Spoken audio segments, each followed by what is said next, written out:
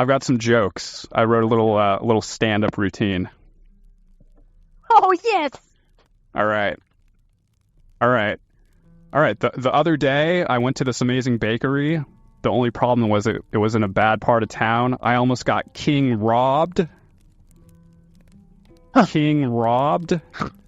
Oh, by the way, while I'm saying these jokes, I am Jamie, the character Jamie. It only applies to one. It only applies to one of these jokes, and it's not going to pay off at all. But I can be Jamie this whole time. I'm the artist. All right. Man, sometimes my brother Tyrion really gets under my skin when we hang out, and the only thing I can do is give him the little finger. Little finger. That's a double entendre there. All right. Ned's younger daughter can be a pain to babysit sometimes, because, I babysit her all the time. The other day, she smacked me right in my aria. Because her name kind of sounds like area. Smacked me in my area. Aria. No. Hey, Jojo. Yeah. Dude, yeah. I admire how you wanted to be an actor and you just went and did it, man. You're a real Drogo getter. Drogo getter. Cal Drogo. Kid, you know how you're like hiking all the time? You're like, you go hiking all the time. And you want to like stop. That's what they call me. You want to stop and eat some lunch. You got to make sure you use some hand sanitizer. All right. All right, we got one more. Man, last episode Jeffrey really gave it to Ned. He didn't just give him a light tap on his behind. Man, he really wrecked him. Wrecked him. That has nothing to do with what happened or Game of Thrones. I just thought that sounded funny. Anyway, all right, welcome to the final episode of Game of Thrones Noobs, or I mean the final episode of Season 1 of Game of Thrones Noobs. I'm Dave Cave Draws, and I'm joined with my co-hosts. You guys can say... What's up, Kit? We got Kit in the house. I'm ready for the season finale. Let's go. Oh man, your audio was good for like a split second there, and then it. And then we got Jojo. Yeah. Hello, everybody. Jojo? How you doing? Yeah.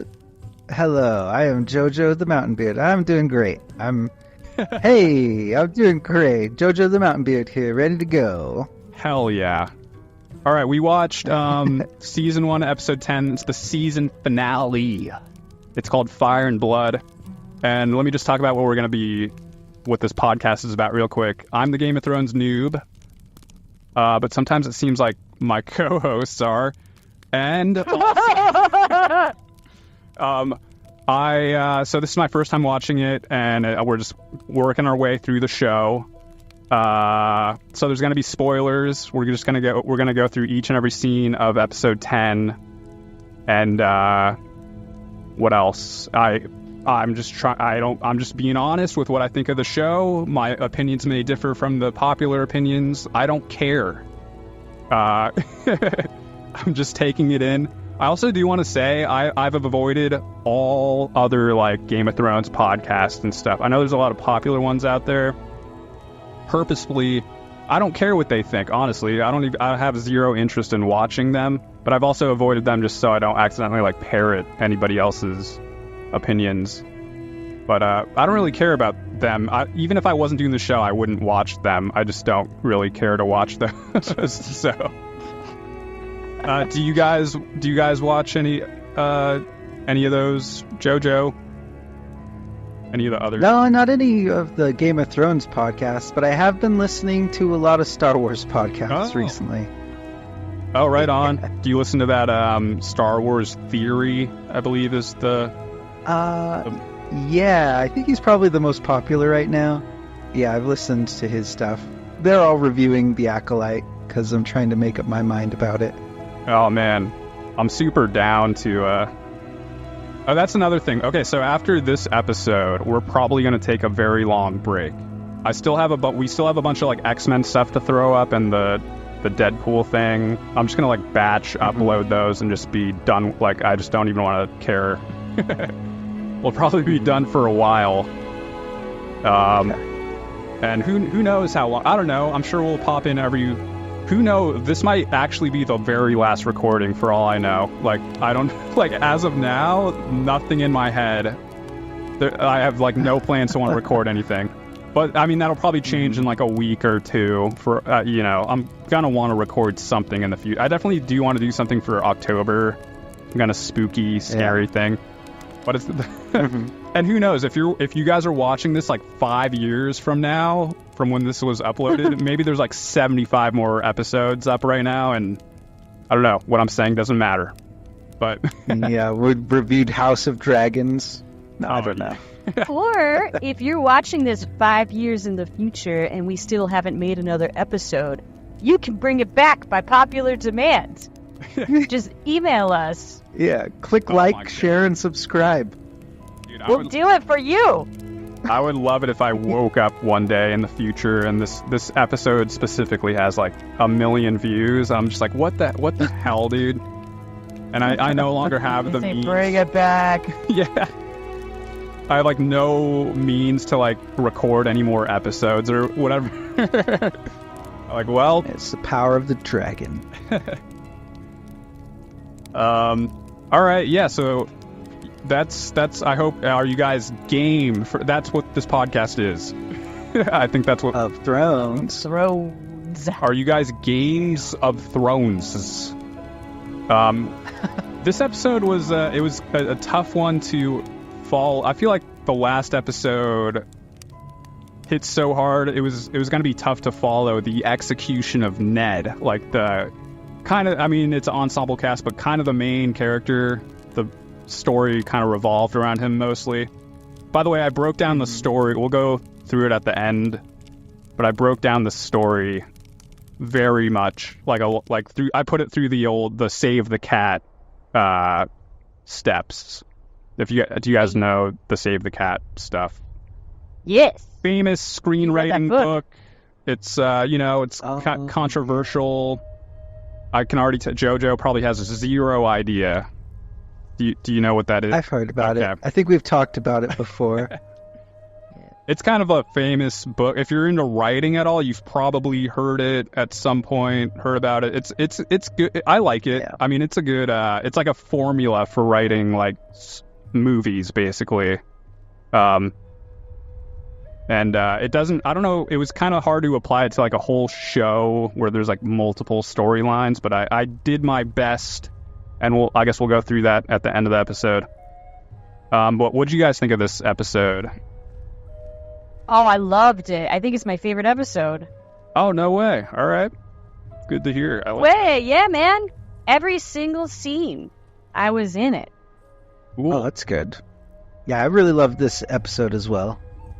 All right, I was kind of lukewarm on this episode. I mean, it was fine. It was fine, but again, like I think it was hard to follow up the last.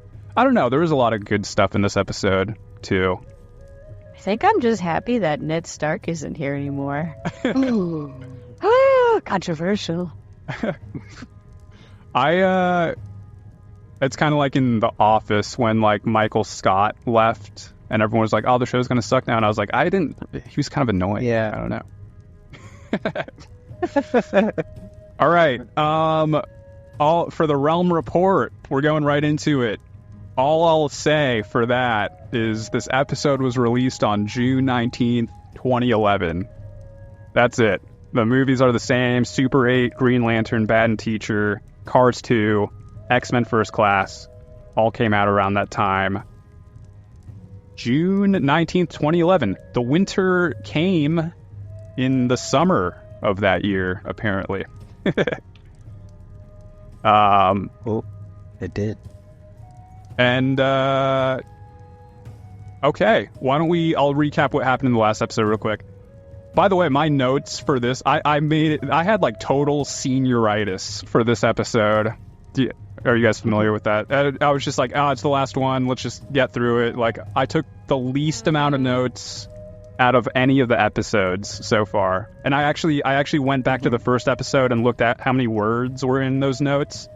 And it was my goal to make these notes less than that word count. Oh, And I succeeded.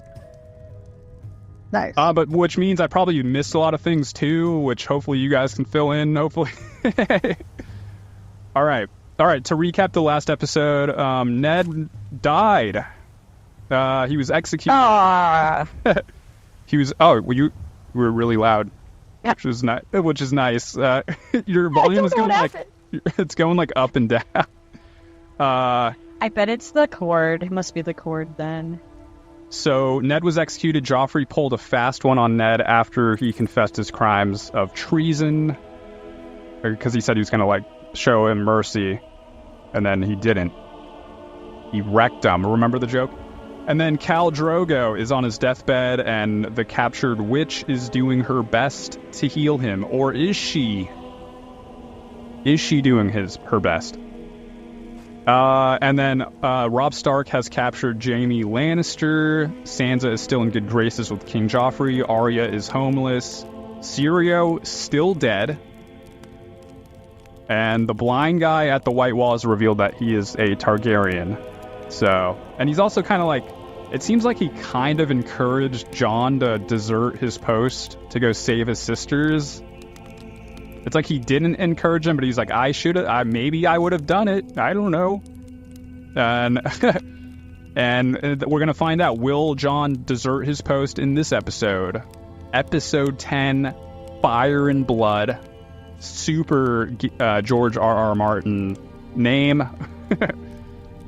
Season finale. All right. Do you guys have anything else to say before going into the walkthrough of this episode? Nope. I don't know why I asked, but maybe there was something. Maybe you guys. Yeah. I appreciate that. Chapter 1. All right, we're at the Sept of Baelor. I always want to say September because it's like SEPT of Baelor. Baelor. Oh, I wrote another joke. Anyway, I have more jokes at the end, by the way. Oh my god. We're at the Sept of Baelor. Ser Ilyn is the guy with no tongue that cut off Ned's head. He holds his head up high for the crowd to see. They all cheer. And Walter White is embracing Arya, and he keeps calling her boy. I don't like how many times he says boy. They really just had to say it once, once or twice. Anyway, Sansa has passed out. Walter White carries Arya aside, cuts her hair shorter, says they're going north, and he's like, and he says some other stuff, like, you best do your best to be quiet. You're a boy now, basically. You're a boy to everybody. You're telling everyone you're a boy, or you die. I don't know. I feel like he could have been nicer about it. Anyway, back in Winterfell, Bran has the Raven dream again. And he's talking to Tonks about it. What's her name? The wildling. Bran is talking to Tonks, and he's like riding around on her like piggyback style. He can't walk. He got no legs. They go into the crypt below Winterfell, and Bran shows Tonks around and like tells her he saw Father wandering around down there like in his dream. A dark wolf scares them and just like jumps out, and then that creepy kid, the other secret Stark kid, is down there too, and he says he's seen Ned too down there last night, and he walks away. This kid always just like pops out of darkness and then goes back into the darkness. Does this kid exist? I'm starting to think this kid doesn't actually like physically exist. Doesn't he always say something pretty ominous too? Yeah. And they go back up top. It was like a race car. All right, and then they go back up. They go back up top. They see Maester Lemon. He's just received a message, and he doesn't look too happy. And it's probably the note saying that Ned has been executed. Executed. I always want to say the Pokemon name. And then Executed. Yeah. All right, now we're back. Hold on, let me take a drink. Oh, I got this like sugarless stuff. It's gross. Now we're back at Rob's outpost. Kat walks in the woods to cry. She got the news to Rob about Ned. I mean, wait, did I say Ned in the last? Ned has been executed. Okay, in case I said Rob was executed, it was Ned. All right, back at Rob's outpost. Kat walks in the woods to cry, and then while she's out there, she also sees Rob taking his frustration out on a tree. I'm having trouble talking today. He's in a different lighting setup than Kat. He's like backlit and she's like more in a cloudy day situation. So I don't know if you guys saw that. Oh, yeah. And when she walks out into the woods, it's like cloudy. And then when she talks to him, it's like sunny for a little. And then, yeah, anyway, whatever. It doesn't matter. In King's Landing, a minstrel sings a song to King Joffrey while he sits on the throne. It seems like he likes it. And then everyone is there. Sansa, Cersei, the Hound, the whole shebang. There's a bunch of, like, townspeople, too. Joffrey mocks him after he finishes. The minstrel stops, and then he gives him the choice to keep his fingers or tongue. And then he's like, I can't play without my fingers. And then he's like, tongue it is. And then Ser Ilyn carries it out. They cut out his tongue. I like how he has these little, like, he has, like, pliers to hold the tongue, and he, like, heats it. Anyway. And then Joffrey leaves. He doesn't even watch it happen. He just like carries it out. They do it on the spot. And then he compliments Sansa as he leaves and has her take a walk with him. And then the Hound goes too, and another guard. And then while they're walking, he's like, I'm going to put a baby in you after your first blood. And that's pretty much the conversation. And then he shows her, she brings her to her father's head on a stick. He makes her look. He's like, look at it. And then the Septus head is also there. And I tried to, I remember it was either last episode or the episode before, the Septa's head is supposed to be, didn't you say it was like George Bush's head or something? Oh, yes. Here, let me post in the chat. There are some images now in the screenshots, but it's supposed to be George Bush's face in one of those. And I was thinking, man, that profile of the Septa actually looks like either his dad, George Sr., or his mom. So I don't know if that was a thing, but there's definitely his face on one of them. Oh, that's funny. I was trying to look close at it. I was like, I don't know if that's. I think it just looks like Septa. Like I don't know. To me, it didn't look any different than like Septa. Or like an old woman. I don't remember specifically what Septa looked like, honestly, but I wasn't seeing George Bush. Or let's see. Oh yeah, it's the one with the brown hair. Maybe we'll throw this up. Three heads. Maybe I'll actually edit this and throw it up in the.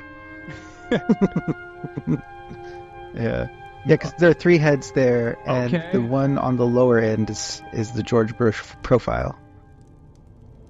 Okay. Cool. How did they know? Yeah, it's because there was a box of props that was recycled, and one of those props was from a previous show that had a George Bush head, and they used that. But then people started to make a big deal about it because they were like, "Oh, they're making a statement about our, politics here in America," and they just it just got overblown. Oh. Now, here's my question though: did the fans figure it out, or did somebody on set leak that information? I'm pretty sure like a fan saw it and was like, "Is this that?" And then I don't know. I don't know. I can see like it's definitely similar shading under the nose. Definitely a similar. Yeah, I mean it does look like that same profile with a wig on, basically. That's funny. I don't know. Yeah. I think it is. I choose to believe that's George Bush. I would have never seen that. No. By the way, it flashes. I'm surprised anyone saw it because it flashes by so fast. It was so hard for me to like pause the episode on that. I tried to like pause it and it took me several tries because it flashes by in like less than a second or something like that. So yes, prompts to the fucking fans. The freaking crazy ass fans. And actually, I think the version that I saw this through recently, because I watched it online through HBO, and I think it cut that scene out. Because on the DVD that I have, it actually It actually has it. Oh, So they probably have edited it since then.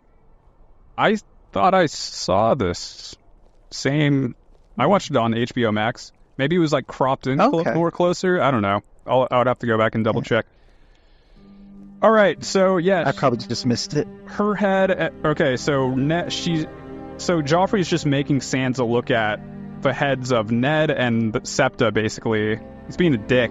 He's like, and then he says he's gonna do the same to Robb, and she's like, maybe he'll give me yours. And then he's like, I never hit a woman, but he makes his guard like smack the shit out of her. It's not like just a light slap; it's like a double. Like he really he does like a whole like Bernie Mac like pullback. And anyway, smacks her in the face. Sansa like considers like pushing him off. They're standing on like a little bridge and with no railings. That's pretty high up, and if she pushes him off, he'll definitely die. Or maybe he'll just be like a Bran. I don't know. But anyway, she moves in to do that, and then the Hound stops her, but he makes it look like he's just handing her a handkerchief. He's like, here you go, and keep it. You're gonna need it later too, because I'm also gonna smack the shit. I don't know. But yeah, so she isn't able to kill Joffrey, unfortunately. Anyway, that's the end of chapter 1. Any thoughts about that stuff? I just looked it up, and they digitally altered George Bush's head. I put the link in the screenshots chat. Oh, okay. That's all I have to say about these scenes. Is this what's in? Is that what's in the? I guess I should look. But anyway, do you guys have anything to say about those scenes? I'm gonna look that up on HBO Max right now. Joffrey's actor is incredible. Big props to him, man. Okay. Yes. He does such a great job. Good job. Yeah. All right. All right. I'll Great keep going. commentary. Okay. Just. I'll keep going. I was waiting for you to. Yeah. It seems like we all have a little bit of senioritis this episode. A little bit. I have a question. Did no one else see Arya in the last episode? Because she was very visible. She was on top of a statue over a crowd, and Ned saw her immediately the moment he stepped out. So how did no one else see her? All right. And they're too focused on the person getting their head chopped off, I guess. Now, also, it seems to me Arya's always like kind of flown under the radar a little bit. Mm-hmm. Like she's always been off doing her own thing. Like she's not as prominent to everybody as like Sansa and the rest of the gang. I feel like Cersei has never seen Arya. Or like I'm not sure like any of them have actually ever seen her, other than like they like I don't know, that first episode where they welcome King Robb coming in. Nah, even then, I don't think Arya's ever interacted with Cersei, to your point. It's been all Sansa. Mm-hmm. All Sansa. Sans the attitude. Mm-hmm. I don't What'd you guys think of Joffrey's loophole? I thought it was pretty hot. When he said, my mother told me a king should never hit his wife. Oh, when he slaps. Yeah, he has. So that he looks at his like personal guard. Hit Sansa for me. He's just totally abusing his power at this point. He's making people do things that he wants to do, and just commanding. He's like, there's no reins. There's nobody to call him out on his shit, and so it's just gross. Yeah, it's gross. And it's also. I have an unpopular opinion. Oh, sorry. Please go. Oh, I was just gonna say it's just funny. Like the guards just do whatever he says without question, which makes sense. But it's just also. Yeah. It's yeah. I don't know. I like. Funny. I do like how Sansa had this like look, as she was like, "Oh yeah, I'm gonna push you off this edge right here." It's just creeping towards him, and it's just. I was just like, "Do it, do it." Oh, and I am looking at the thing right now. It is the one that you posted, Kit. They digitally altered. Yeah, it looks very shrunken head like now. I think the George Bush one was better. It was. They should have. I don't like this like weird shrunken head one. It looks like a prop from like the movie King Kong, from Peter Jackson's King Kong. I liked that movie. A lot of people didn't like it. I thought it was fun. Anyway, what were you saying? She was gonna push Joffrey. Do you think she was gonna like suicide, like just hug him and push him off or whatever? That's what I see. That I don't know why. I just got that vibe. I don't. Yeah, just kind of take him down with her, huh? When she first looked over the edge, my first thought was not that she was plotting to push him over the edge, but that she was going to just jump herself. Oh, yeah. And then she started walking towards him. True. And I'm like, oh. Okay, yeah, that's probably what gave me the suicide vibe. Yeah, I kind of thought she was going to just like, it's like I could just end it now. I could get out of this. Fuck it. Nah, I feel like she was incredibly angered. I mean, I would have been too. Oh, for sure. And she can't do anything. And she's getting abused and everything. So, I don't know. I felt like that first initial look was just her thinking, like, oh, I could just do this and I would just get my revenge.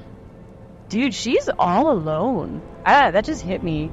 Because Arya skedaddled. Ned went and got his head chopped off.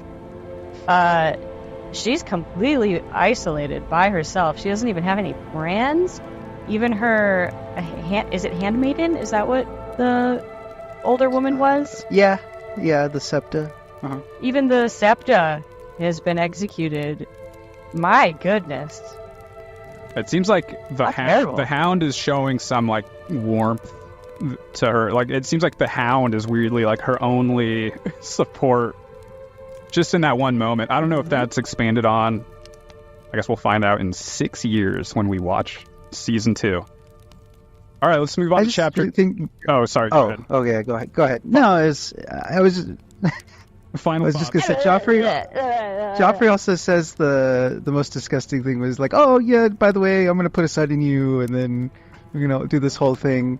Just the flagrant disregard for her is so gross. Oh, I just want him to. I don't know. Oh yeah, I agree. That one scene, those 2 scenes, just make him. They're just like really trying to make him look like the worst human being of all time. Mm-hmm. And I like how. I mean, I guess we'll get to it later. Tywin thinks Tyrion's going to come in and change that around or something. Like, there's no way. All right, chapter 2. We're with Robin, Cat, and Theon. They're talking to a bearded man. Oh, okay, this is okay. We're already here. Okay. Oh, whoops. Okay, so yeah, they're talking to a bearded man. It's nighttime. They're all sitting around some picnic benches. I don't know where they're. It looks like they're just camping and having a good time. I don't know. Rob is like, no, he's not. Okay, the bearded man. Do we know this guy's name, by the way? This bearded man talking. Oh, can't remember. Okay. Anyway, it's just one of the dudes in his army or whatever is giving a speech to him, and a bunch of soldiers are sitting around. They're just like sitting around and announcing stuff. I don't know. But this guy's saying Renly is the true king or something like that. Again, I glossed over most of this. Rob is like, no, he's not. And then Lord Umber stands up and talks, gives an impassioned speech, and then bows to Rob, saying he's the only king he'll bow to. And then another guy stands up and does the same thing. And then so does Theon. And then everyone starts chanting, King of the North! King of the North! So basically the whole scene was like, oh, we're never going to follow Joffrey. Like, fuck him. You're the king. You're the only king we know. And, yeah. So Rob has been kind of like, by popular vote, he's like now the king, at least to them. And then in the next scene, Kat goes to see Jaime. Oh, I like this scene. He's tied to a post away from the rest of the prisoners. His face is all bloody, but other than that, he looks kind of fine. But Kat picks up a rock, like a pretty decent sized rock, and smacks him like really hard in the face with it. And she's like, I should send your head in a box to your sister. And Jamie's like, oh, I like the way you hit. Like the whole time. I like that. Can you hit me harder? And then Jamie admits he pushed Bran out the window. And he's like, I hoped it would kill him, to be fair. That's like his... I feel like he's saying that like, dude, I thought he was going to die. Like, sorry. I'm the bad guy here, apparently. I thought if he died, it would have been fine, right?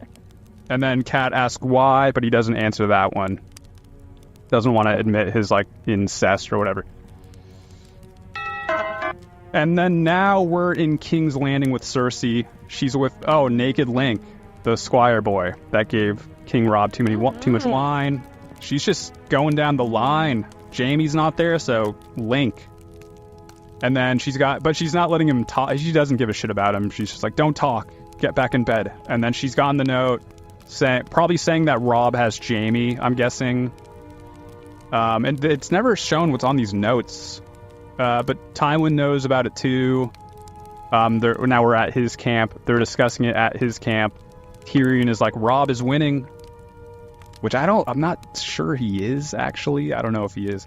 Tywin has everyone leave except for Tyrion. They pour a drink to Ned. They don't say that, but it seems like they're pouring one out for old Ned. And then Tywin talks about how if he were still alive, they could have used him as leverage, at least. And then basically Tywin is going to destroy the Eyrie, and he's going to send Tyrion to King's Landing to serve as hand in his stead. And he hopes Tyrion will kind of like be pulling the strings, I think. And he's also supposed to leave Shay behind. And that was chapter 2. What do you guys think of that stuff? All right, we need to talk about the incest scene. We need to talk about this because Cersei and Jaime, they got a thing going on. And you might ask, are the Lannisters into incest? Is this just Jaime and Cersei? Is this an anomaly? Question mark. Once is an anomaly. Twice is a pattern. What is happening here? I don't know. How many incests are in House of Dragon? Do they like start the show off with like 7 incests? Like we're going harder than we ever did before. That's a spoiler right there, but essentially yes. What, really? Oh my god. I might actually watch it now. No, I'm just kidding. How many incests do we have in Game of Thrones? I think we're up to like 3 right now. Kind of. Are we? It's okay, so because kind of Viserys and Daenerys in that first episode, he kisses her. Yep, I would count that brief, for sure. It's brief, but yeah. Okay, yeah. That was a kiss with some history in it. Like that didn't feel like the first time he did that. The boob grab. But to answer your question. It seems like she's really... I feel like she's actually into Jaime, and then maybe she's just, quote-unquote, planting her seed with Squire Boy. Just in case Jaime doesn't make it out alive. She needs to be on their good... Like, all of their good side. I feel like she's just trying to, like, ingratiate herself with... I don't know. Maybe she just has a thing for Lannisters. I think she has a thing for Lannisters. I think that what's Link's name again? Oh God, I never knew it. I don't know. He was the wine bearer. He was the wine Lancel. Lancel? Yeah. I feel like he is off-brand Jaime for Cersei in this scene. He like kind of looks like Jaime, but not really. It's a short scene, and she clearly is just using him for like sex. It seems like she doesn't want to talk to him. He's trying to like be like, "Hey, babe, like, let's go." I don't know. I forget what he says, but she's like, "Don't talk to me. Go back to bed." and she's looking at the note that I'm assuming it says something about Jamie. She seems bad. She's like clearly like sad that or something. She's worried about Jamie. I don't know. Yeah, I don't know if that develops. Maybe she brings in Tywin later. I don't know. Like fuck it. Gross. I'm so grossed out now. All right, I feel like we should move into chapter 3 unless you guys have any other final thoughts about that chapter. Robb being king. Nah. Cat hitting Jamie in the face with the rock. All right, chapter 3. Go ahead. Final thoughts. Well, I guess it's an important thought to bring up with the whole group backing Robb. They're actually not just talking about King Joffrey. They're talking about the line of succession. So they're like, the Stannis Baratheon, he's claiming the throne, but we don't like him. And also this guy, Brett Renly. So now there's this great divide happening in Westeros where you have these separate kingdoms being forged. So you've got Robb in the north, you got Stannis, now you got Renly, and then you got King Joffrey. Yeah. There was also another thing where Jamie mocked Catelyn or their gods. He was like, what gods? And then made a case that their gods don't exist. And I thought that was also noteworthy. All right. Cool. Yeah. All right. Chapter 3. Thanks for filling that in. All right. So in Dothraki land now, Mormont guards Daenerys. He's like watching Daenerys sleep. Creepily. No, I'm just kidding. I think he's just like guarding her while she sleeps. When she wakes up, he tells her what happened to her son, and he just says he didn't live. And she's like, how did he die? And then the witch walks in and says she pulled him out herself. And she tells, sorry, one of your like volume is insane right now. So there's like constant like futzing around with the mic and stuff.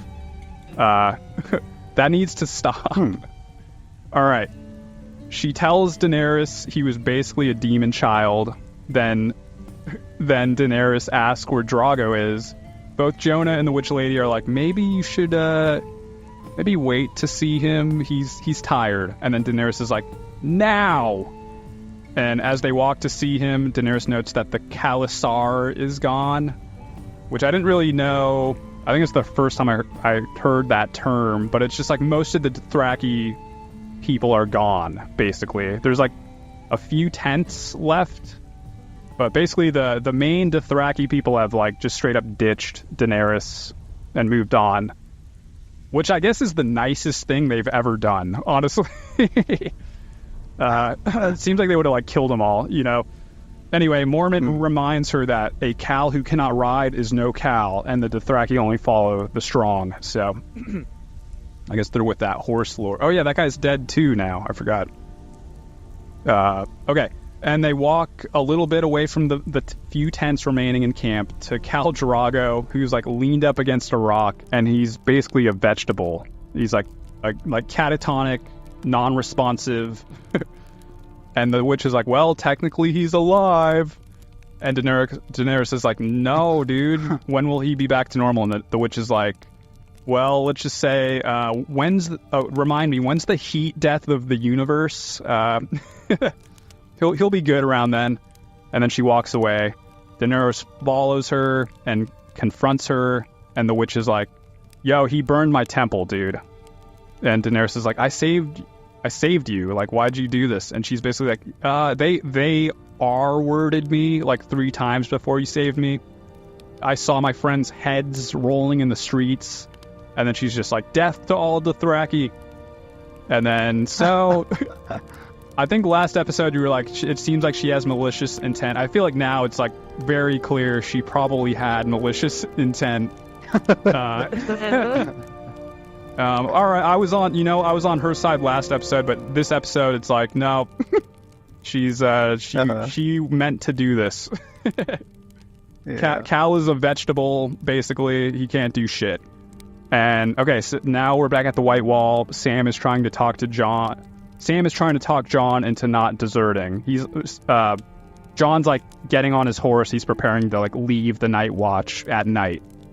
And then Sam stands in his way, and he's like, I won't move. And then John rides right through his ass, knocks him to the ground, and leaves the night watch. And that's the end of chapter 3. They're short chapters, again. Not a lot of words. Not a lot of words in my notes. So. Well, in relation to that witch and her, she has that reveal that she's like, oh, I've healed, I don't know how many she says, I've healed hundreds of people that had this affliction.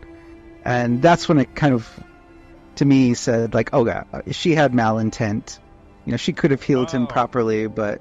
Okay. Yes, I wrote that down too, because we have had all these discussions about whether or not there's proper healing magic, and she boasted that she's healed many people without seemingly any issue. Yeah. So it was just so messed up, but you kind of, I don't know. Now, after like the, umpteenth time of watching this on the rewatch, I'm kind of on her side. It's like she was pretty messed up, so I can't blame her for wanting to take revenge. True, but at the same time, the way she does it is just terrible, you know, because it's just a downward spiral from there.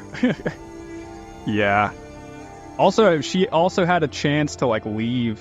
She could have saved herself. If she was gonna like do this to the Drago, why didn't she just like up and leave? Why'd she stay? But what did she think Daenerys was gonna do? I'll be like, oh, that's cool. I don't know. I'm not gonna do anything to you. Like, yeah. Man, I Daenerys is just sitting there. Oh, sorry. Go ahead. I was just gonna like writing wise. The reveal was kind of the reveal of her being like, I meant to do this. Basically, I thought it could have been punched up a little bit. It was kind of just like it was pretty chill how she was like, actually, I meant to. Like, you know, it was a little too chill. I feel like there should have been more punch to it, but that's all. That's just a little side note. I mean, whatever.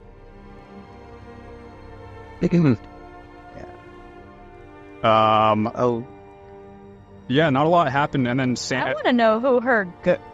Go. Yeah. Who's her god? She kept saying, "I have healed many with my god." Like who? There's so many gods in this world. Who's hers? Good question. I don't. Charles. Jesus Christ. No. Jesus H. Christ. All right, and then yes, John deserts the Night Watch. It's a short scene. That was the most annoying I've ever seen Sam, because he was in his I like the actor. Just this particular scene, his acting felt very whiny. Yeah, like extremely whiny, and I was John Tron put off by it a little. It's like, oh. Yeah. I agree with you.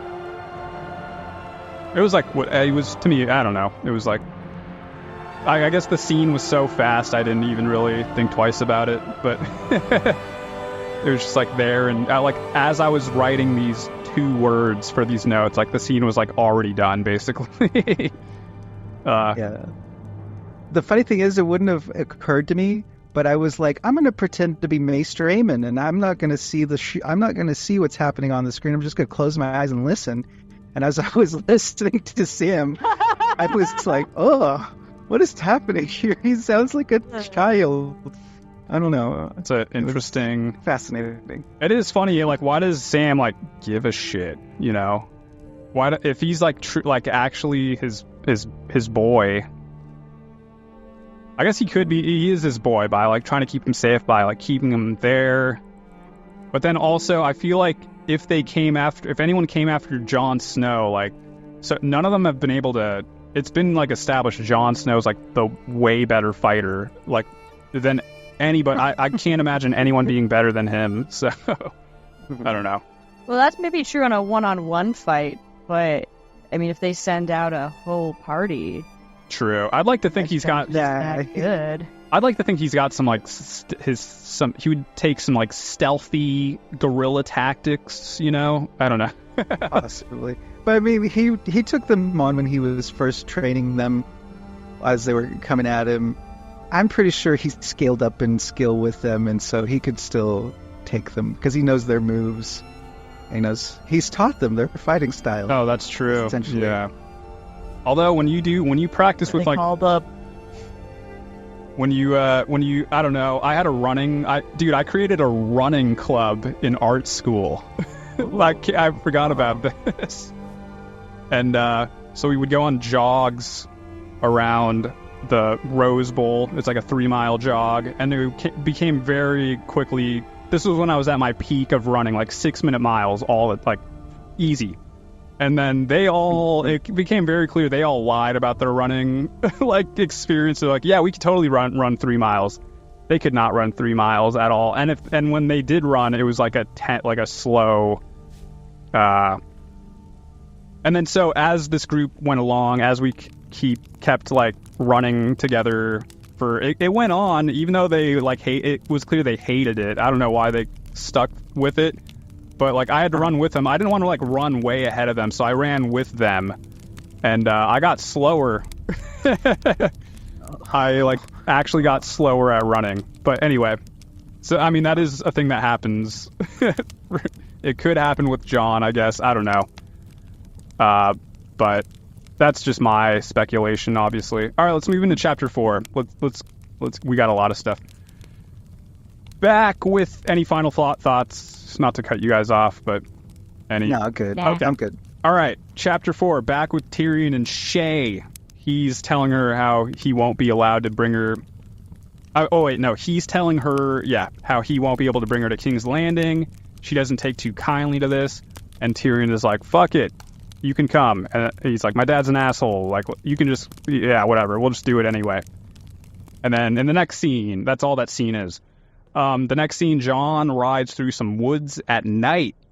He's still mid-desertion right now. He's running away. Some Night's Watch or Night Watch? I think it's Night Watch. Oh, no. Oh, it's probably Knights. I don't know. I don't remember. All right. Okay. So anyway, some Night's Watch men are chasing him, and it's Sam and his other friends. Yes, that's right.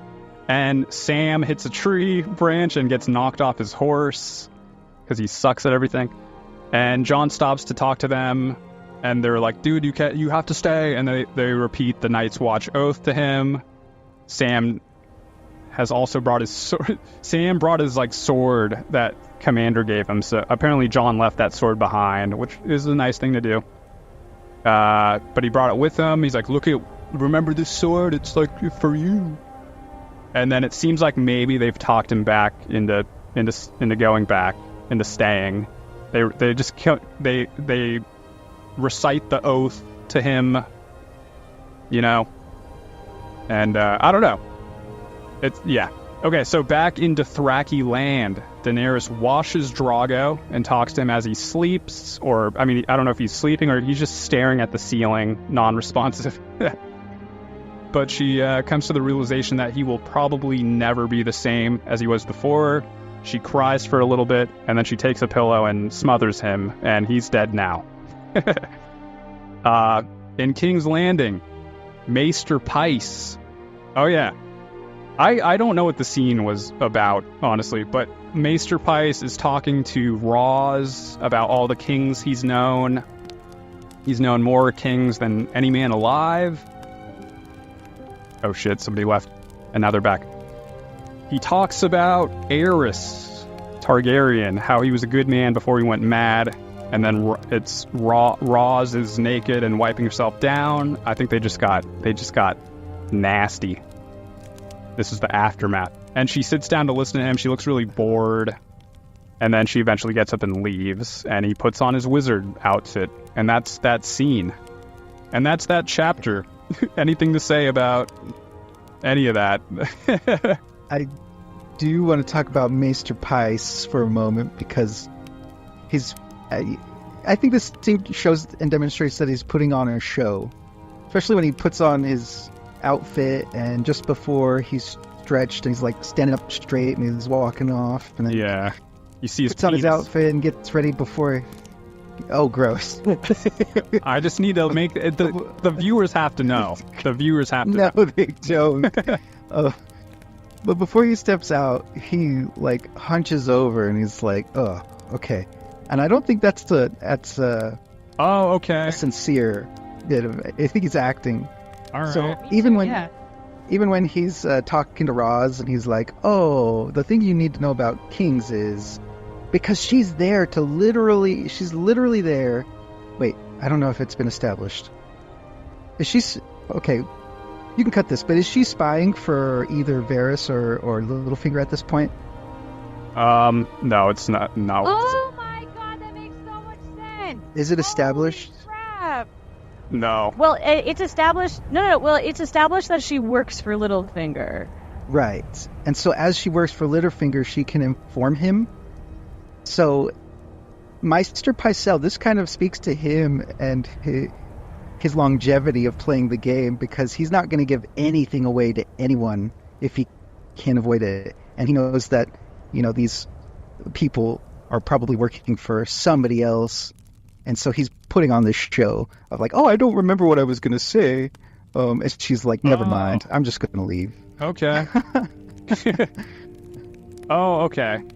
Duplicitous old man. All right, with that in mind, it makes it a little more interesting. Because I was just like, I don't care about any of this stuff right now.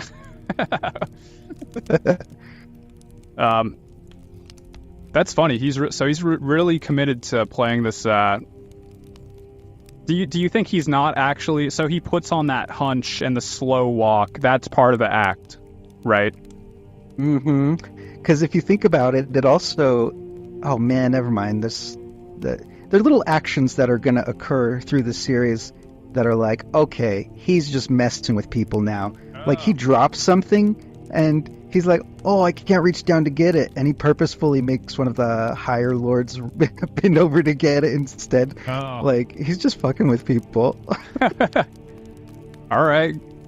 Is he like the oldest person in all of Westeros? I'm guessing. He's like one of the oldest. At least the oldest maester. Yeah.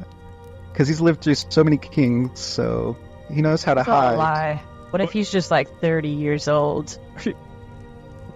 Yeah. What are his healing powers like? But like, okay, so he doesn't. Oh yeah. He doesn't reveal like some information to Roz when she questions him, but can't she still like she's got to see that like okay he's putting on an act. Like, the old man stuff is just an act. Do you think she'll relay that? Is that useful information for her to relay to anybody? No, so I don't think he kept that act up while she was in the room. Oh no, what's going on? Your voice got super loud, but it's fine. Sometimes I like to just start yelling everything I say and then stop. Oh my god! It was my mic. Okay, it's going in. I'm like trying to like mess with my levels as you're talking, and it's like, oh god, it's going everywhere. Like, should I just like blah blah blah blah blah blah? All right, just continue. Just continue. Okay. The impression that I had was that he was keeping up the old man act while the entire time Roz was in the room, and he only dropped it the moment she left. So I don't think she... Oh, okay. Oh, yeah, that is true. Okay. Yeah. Right. He just does the stretching penis thing after she... Sorry, I just need people to know. Gross. I just need people to... Anyway. To have that image. I also want to talk about Shay for a moment, and just she has the one other line that makes me consistently laugh in this episode, in this scene. And it's probably taken so many rewatches to find it humorous, because she says, oh, so I'm Shay the funny whore, right? And that's not funny. But after so many rewatches, it started getting to me, and I don't know what it is. Like, it's the timing, it's the way she says it, and it's just the odd circumstances that happen for her. I thought that line from the get-go was hilarious. It's very unintentionally funny, isn't it? I thought she was trying to be fun. I mean, I know she was, she's being really tongue-in-cheek. She's like, ha ha, I'm funny now. Shay the funny prostitute. It was. Ah, all right. Cool. I didn't recognize it as a joke, but anything to say? I guess that was all that happened in that scene. Oh wait, okay, Tyrion. So Tyrion's gonna just like bring her with him anyway. I guess my question is, how long have her and Tyrion been together? If you had asked me at the beginning of the episode, I would have said it's been less than 24 hours, but it's had to have been more than that. Yeah. Yeah, I don't know why he would want to actually, like, bring her along. I guess they did play that game together. I guess they're closer now. I don't know. But I think maybe he's just doing it to, as more of an insult to his father. He just doesn't care to do what he asks. Yeah. Or at least 100%. But she seemed offended. She seemed offended at the idea that Tyrion wouldn't bring her. Yeah. And I was curious about that. Like, what's as of this point right now, what is in it for her? Like, what are her goals? Is she just looking to move up in life? I don't know. You know? Well, the money and safety, I don't know. But I don't know. I don't know. I guess why. she's got. Well, I can't imagine why that would sway. I don't think that swayed Tyrion. I think he's more just trying to like do the opposite of what his father. Oh wait, asks. didn't Tyrion promise her that if he promised her like more gold than she would ever? Yeah. Yeah. But that was like job security. Well, that was like under the. He just he was like 100% sure he was gonna die the next day. So I don't think So he was like, I don't have to pay her. Yeah, I don't think he was prepared to actually like uphold that. A Lannister always pays his debts, though. That's true. His favorite saying. I guess that is true. So, yeah, I do like the demonstration of influence that Tywin has depicted through these scenes, and so he's just telling Tyrion, like, do these things, and then Tyrion tells Shay, like, everybody has to do what my dad says, you know, everybody. And so you kind of get some insight into how influential and powerful Tywin is at this point. Right. Yeah, it seems like it's like how I don't understand how Tywin happened in this world. Like I don't get it. But why is Joffrey ever considered like? Why wouldn't it be Tywin that becomes the king instead of Joffrey? Like, who gives a fuck about Joffrey? The Lannisters weren't in line to. Oh, I guess that's sorry. true. Let me try this again. Yeah, it was. Oh my son. That's why it was Joffrey. It wasn't just any Lannister. Okay. I mean, I'm just saying it still doesn't make. I know it was like. It should be Tywin. Yeah. My God, your volume is insane. Like. It's swinging everywhere. Now you're really like soft. Destroying my eardrums sometimes. Nice. Okay, let's move on to chapter 5. Littlefinger has another little meeting with Uncle Fester in front of the Iron Throne. He's just staring at the throne. Littlefinger. Fester's making fun of him for fantasizing about being king, and then says he would never want to be king. Littlefinger makes fun of his balls again, and Fester's like, you asked me about those a lot. Do you dream about my balls? And then Joffrey enters, and they're there for a meeting. They're gonna have a meeting. That's it. That's that scene. Back with Arya and Walter White. I don't know this guy's name. What's his actual name? Oh, I can't even remember. Yeah. So anyway, Arya and Baelor. No, that's not his name, but that's what I thought his name was in the last episode. He's telling her that her name is Ari. Your name's Ari now, and you're an orphan boy, all right? Don't tell anyone about your past or Ned or anything. And he's going to take her with him somewhere with a bunch of kids and prisoners. I think they're going to the... I didn't quite catch where they're going. I think they're going to the Wall. He says the Wall. I'm not sure if he means the White Wall, but that's the only wall I know. Do you know where they're going? Real quick. I think he just meant north with John and the Watchmen, yeah. Oh, so they actually are going to the wall. Okay. All right, okay, so she still has her sword, and they try to... okay, so he gives her, like, the rundown, like, you're going to be with this group of kids, we're going to the Wall, if you act out of line, I'll throw you in this cage with these prisoners, and there's, like, 3 dudes in a cage. And, okay, so he brings her to a group of kids, and they immediately start like bullying her. He walks away. He's just like, all right, just hang out with these people, and then he leaves. And then they start bullying her. She still has her sword, and they try to take it from her. And they think she's a boy. Everyone thinks she's a boy. I don't get it. And then she pulls it on one of them who's talking a lot of trash. She's like, I've already killed. Have you? And then that blacksmith kid from like episode 4 or 5 that Ned talks to, he steps in and helps her, and he doesn't look like he's 40 years old this time around. He actually looks like a kid. So I was like, whoa, what? How did... Anyway, the bullies walk away, and then the blacksmith kid recognizes her blade as Castle Forge steel. She asks who she stole it from. She's like, it was a gift. I didn't steal it.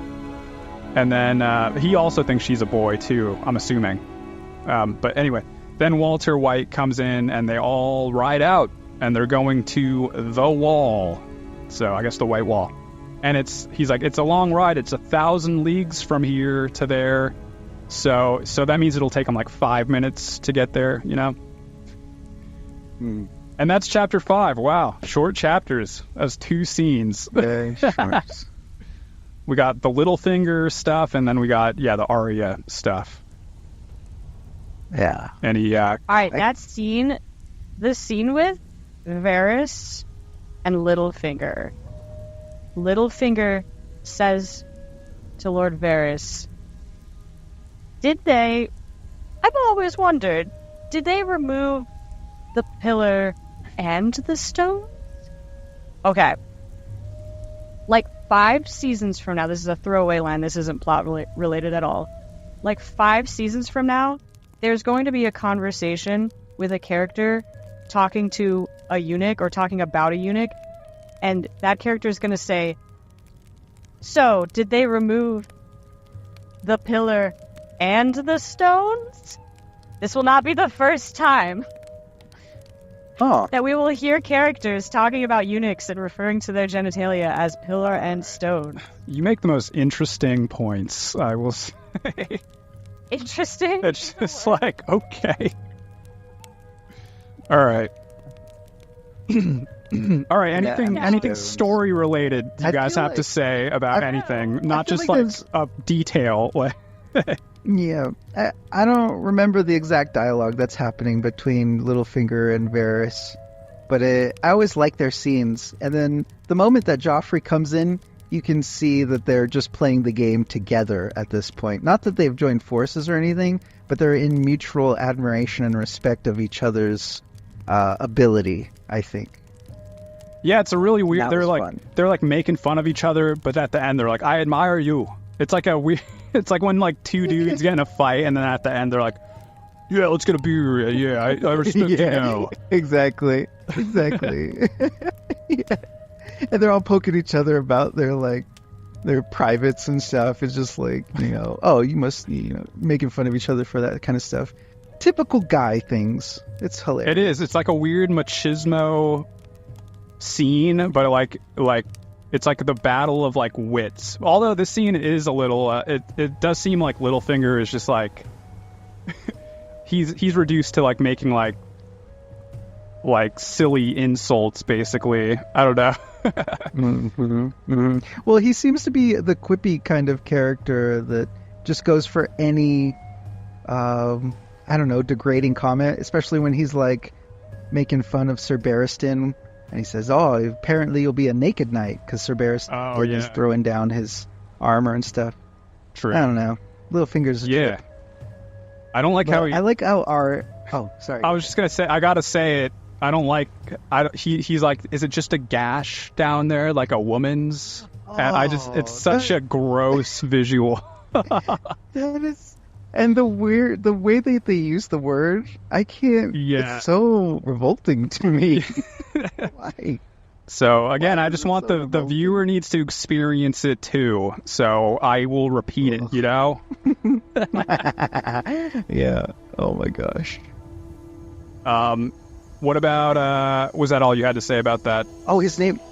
Oh, go. Yeah, go That's all I have to say about that one. I wanted to talk about Yoren, unless Kit has anything to add. Oh, yeah, it is Yoren.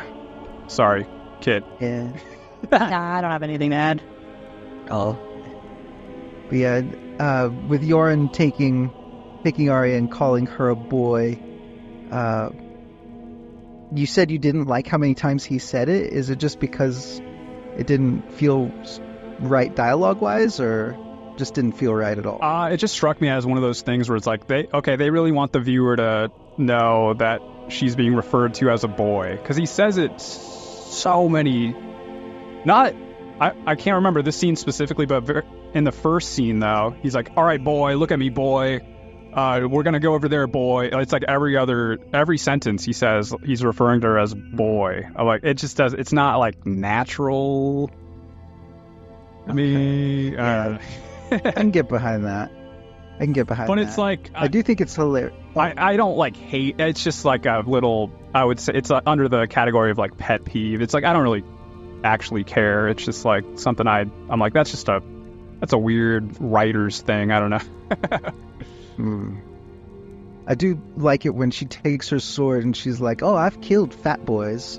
You're not the first fat boy. Sure.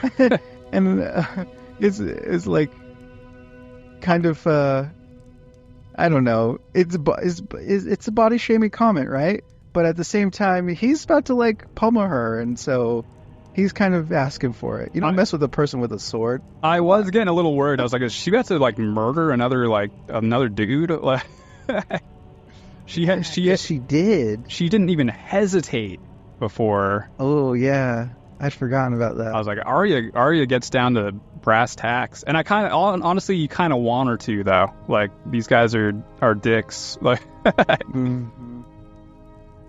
Yeah, there's just so many other characters taking advantage of others that you kind of revel whenever somebody like Arya gets to do that, because it's like, okay, finally something's happening, some redemption of some kind.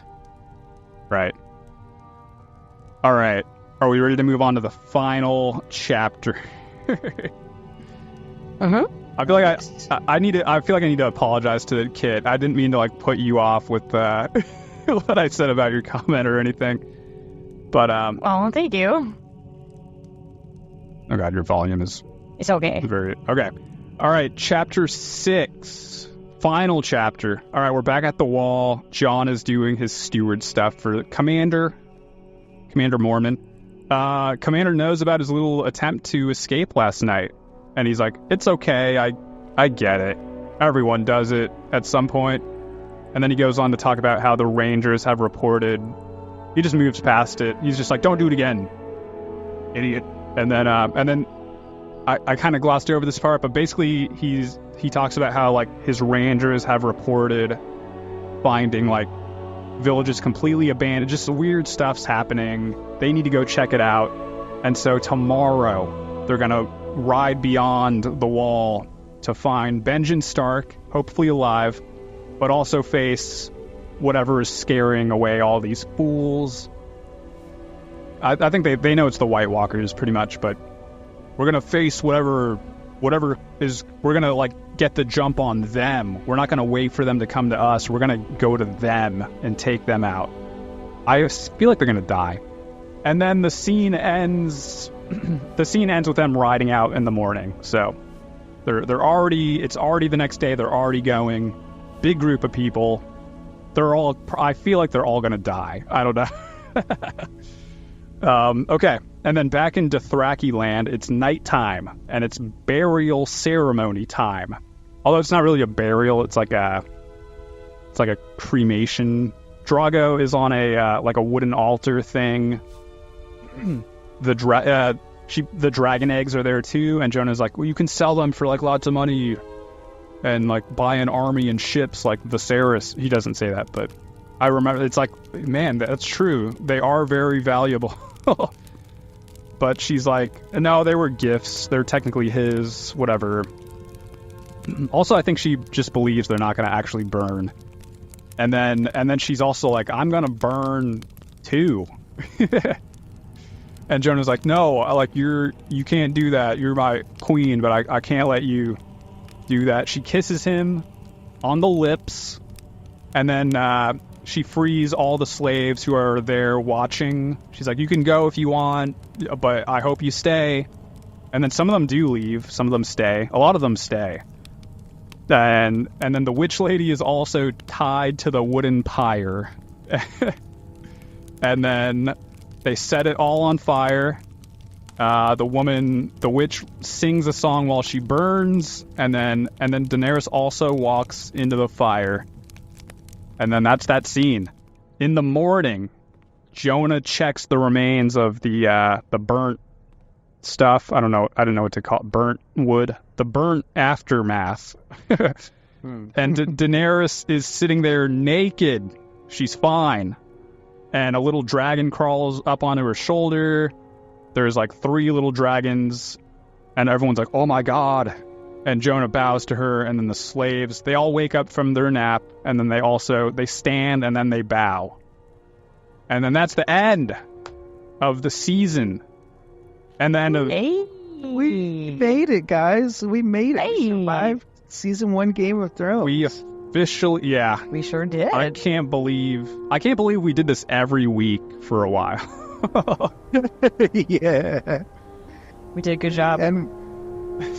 Yeah, I think I cycled through this first season 5 times in this one podcast. Yeah. I think I twice for me, but it was all within the last like 2 or 3 weeks. I think we took that when we took our first like long break. I watched it all that time, and but I still haven't seen season 2, and I will not watch season 2 until we do our podcast. So if we never do season 2, I will never watch it. All right. I will be down for watching it if you decide to. So I think if we I'll recap the episode real quick. So basically Robb is declared king by his fellow Northmen. He's the king of the North. Jaime is still alive and in their captivity.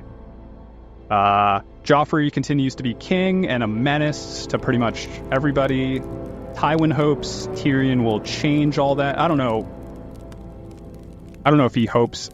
Do we think he's like hoping Tyrion will sort of pull the strings for Joffrey or something? Like, I don't know. Yeah, I think so, because there's definitely a need for some kind of discipline there, because otherwise Joffrey could just be like, oh, behead this guy. Oh, you know what? I want to see that guy's tongue ripped out over here again. And, so Tywin does not want that kind of chaos happening in the realm, because he doesn't want to get back to King's Landing and then have this tyrant in charge that's, could just have even his head at that point. So I think Tyrion at this point has demonstrated some willpower, or at least a degree of some kind over. What am I trying to say? He's demonstrated some kind of authority over Joffrey, especially when he slaps him. You know, it's just. Oh, right. In a submission. Yeah. Nobody else can do that. Right? Well, honestly, like this, I'm not sure Tywin. Like Tywin could do that. Yeah, I'm not sure Tywin understands how much of a loose cannon Joffrey is. Like, I don't know. I'm kind of worried for Tyrion. Like, Joffrey definitely remembers that slap, right? And he's just killing people left and right. Like, who's to say Tyrion is safe at all? Like, it's a very good point. I do think that the leverage that Tywin sees with that is putting Tyrion in this position to then preface to Joffrey, oh, what about your Uncle Jaime? He still needs to be saved. If you do this action, that could be detrimental to the cause of the war causes, or the war's, point. And then Cersei would hear that and be like, oh yeah, he's right. And so then it's like a double team at that point, where even Cersei would choose, a more political path to save Jaime, as opposed to letting Joffrey just go ham on everything. Oh, right. Yeah, I am. So I think Tywin can see that. That's true. I am interested to see how Cersei develops also. Yeah. If she, because at first she was like super in support of, like, from episode 2 or 3, I can't remember. She's like, yeah, you speak your truth. That one scene, like, you fuck any woman you want, blah blah. You're the king. You can do that. But now I think she's like, we're probably rethinking some of those statements. She's like, oh, I didn't realize he'd be like this, So yeah, I wonder how she's gonna change, if she changes at all. Maybe she doesn't. I don't know, but that is an interesting thought. And then all right, okay, just to continue the recap real quick. The witch's lady's magic turned out to be horrible, or at least she botched it on purpose. Maybe she was good, I don't know. But Drogo becomes a vegetable, Daenerys kills Drogo and burns the witch. Daenerys turns out to be a dragon woman. She survives the fire. You think she was bored all night? Like, she survived that fire, and then it went out, and then she just had to sit there all night until everyone woke up, But, yeah. Would you be bored? If you had 3 dragons crawling all over you, would you That's be the bored? point, yeah. I don't know. Yep. Honestly, okay, I know this is supposed to be like a cool, like, series finale, like, oh, the dragons and naked Daenerys. As an old man now, it didn't really hit me that. I was just like, okay. You're not even that old. I've gone through the dragon, dude. I've drawn like 1,000 dragons in my life. I don't care anymore. Like, And then also it's like, oh, hot, she's naked, but it's like it's not like a flattering naked. I mean, she looks good. She's in shape and stuff, but it's not like, it's a very just, it's a very, very like, it's not like a like sexy naked. It's just like it's a very realistic naked, which is not cool. Yeah. Well, I appreciate that it's not all sexified, because otherwise it would feel too... oh, true, yeah. Hollywoodish, romanticized, yeah. Yeah, I think so. But I also do know probably a lot of people watch that and we're like, oh, fuck yeah, dude. Just fucking Daenerys tits. Like, I don't know. And, okay, so, yeah. Anyway, so she's the dragon queen or whatever. She has dragons now. They're baby dragons, so I don't know. Are dragons, like, invincible? Like, does this give her, like, an insane amount of power now? I don't know. Or, okay. In this world, essentially, yes. But even as baby dragons, though, like, are they... Oh, probably not. They're vulnerable. Okay. They're mortal, if that's your question. All right. They're not like gods. So if the Dothraki Khalasar came back and were like, we're going to kill you now, they couldn't stop them?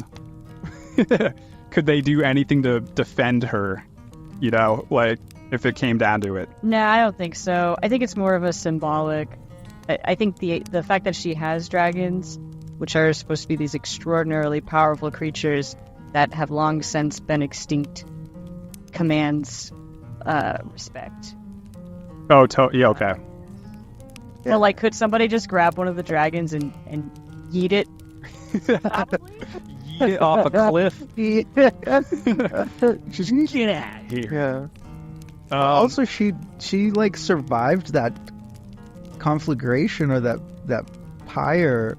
You know, that's impressive alone, I think, as a feat. Oh, if true. more people had experienced that, then they'd be like, oh yeah, we're on her side. Okay. Imagine being the people that left. Like, a bunch of people left. She gave that speech. She said, you guys can leave, but if you don't, I promise that I will be a fierce leader and destroy those that hurt you. And then a bunch of people left. I'm just imagining one of those people and then finding out the next day that I missed the sickest reveal. Yeah. True, but you know, to be fair, to be like on there, I kind of get it though. It's like, dude, what are you talking about? You have zero power, you know? Like, if she's saying this, it's like, you have no leverage over anybody right now. There's no way they could have, I guess, like, no one could have, like, guessed that, like, she can back it up or whatever. I don't even think she knew, right? Like, she's talking a lot of shit. I don't think she knew I guess the only thing she could be certain of is that fire doesn't hurt her, I guess. That's like the only thing she's certain of at that point. But but yeah, those people are probably I'm not distracting from anything you said. I'm just saying, like, like, how could they have known, you know? How could they have known it would have happened in her favor or whatever?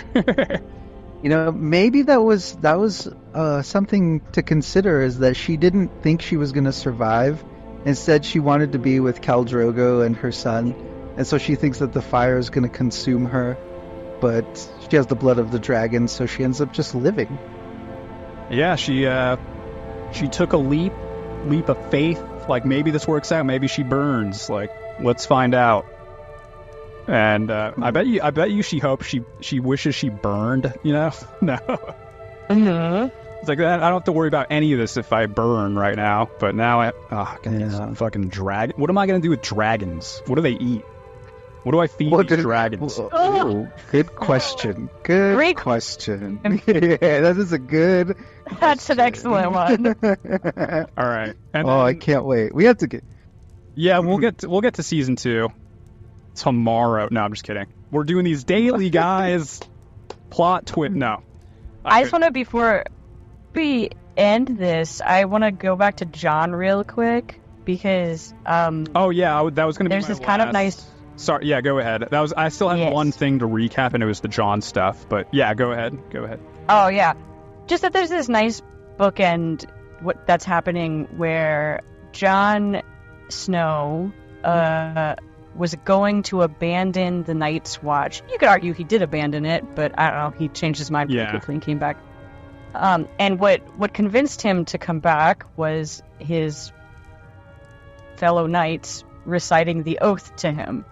And I find this really interesting because that was an honorable move that Jon did. Like, he had the choice between revenge and honor. And he chose honor. And to me, that's him now assuming the role that was empty because Ned Stark was the honorable man. Ned Stark was all about doing the honorable thing, the right thing, the loyal thing. Right. And then the very next episode, Jon Snow is like, that's put to the test. And he passes the test. Nice. True. Yeah, I like that. Yeah. I like that. All right. Speaking of, like, character... Oh, just go ahead. Final thoughts, and then I have a bunch of Save the Cat stuff I want to run through real quick. Okay. The very last scene with Daenerys in the fire and everything, before she burns the witch, she also has this interesting statement where she says, "Oh, I don't want your screams," because the lady says, "Oh, you won't hear me scream." She's just like, "I just want your life." And then the camera has her like in profile there, and it's very ominous looking. But I think that harkens back to what Maester, the old guy. What the heck is Pycelle was saying about the Mad King, and that how the lineage of Targaryens was rooted in madness. Because he's describing this, and he's also saying like, oh, the Mad King, he wasn't a bad guy. He wasn't always so bad, but madness is a terrible thing. And I just think there are some beautiful connections there. Yeah. All right. What do you guys rate this episode? Oh, go ahead. Sorry. Final thoughts.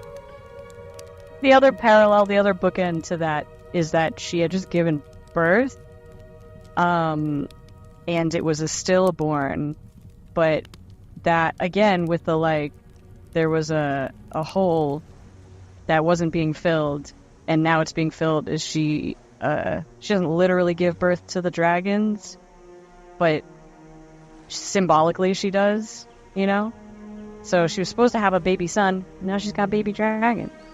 Oh, yeah, I like that. All right, ratings. What do we got?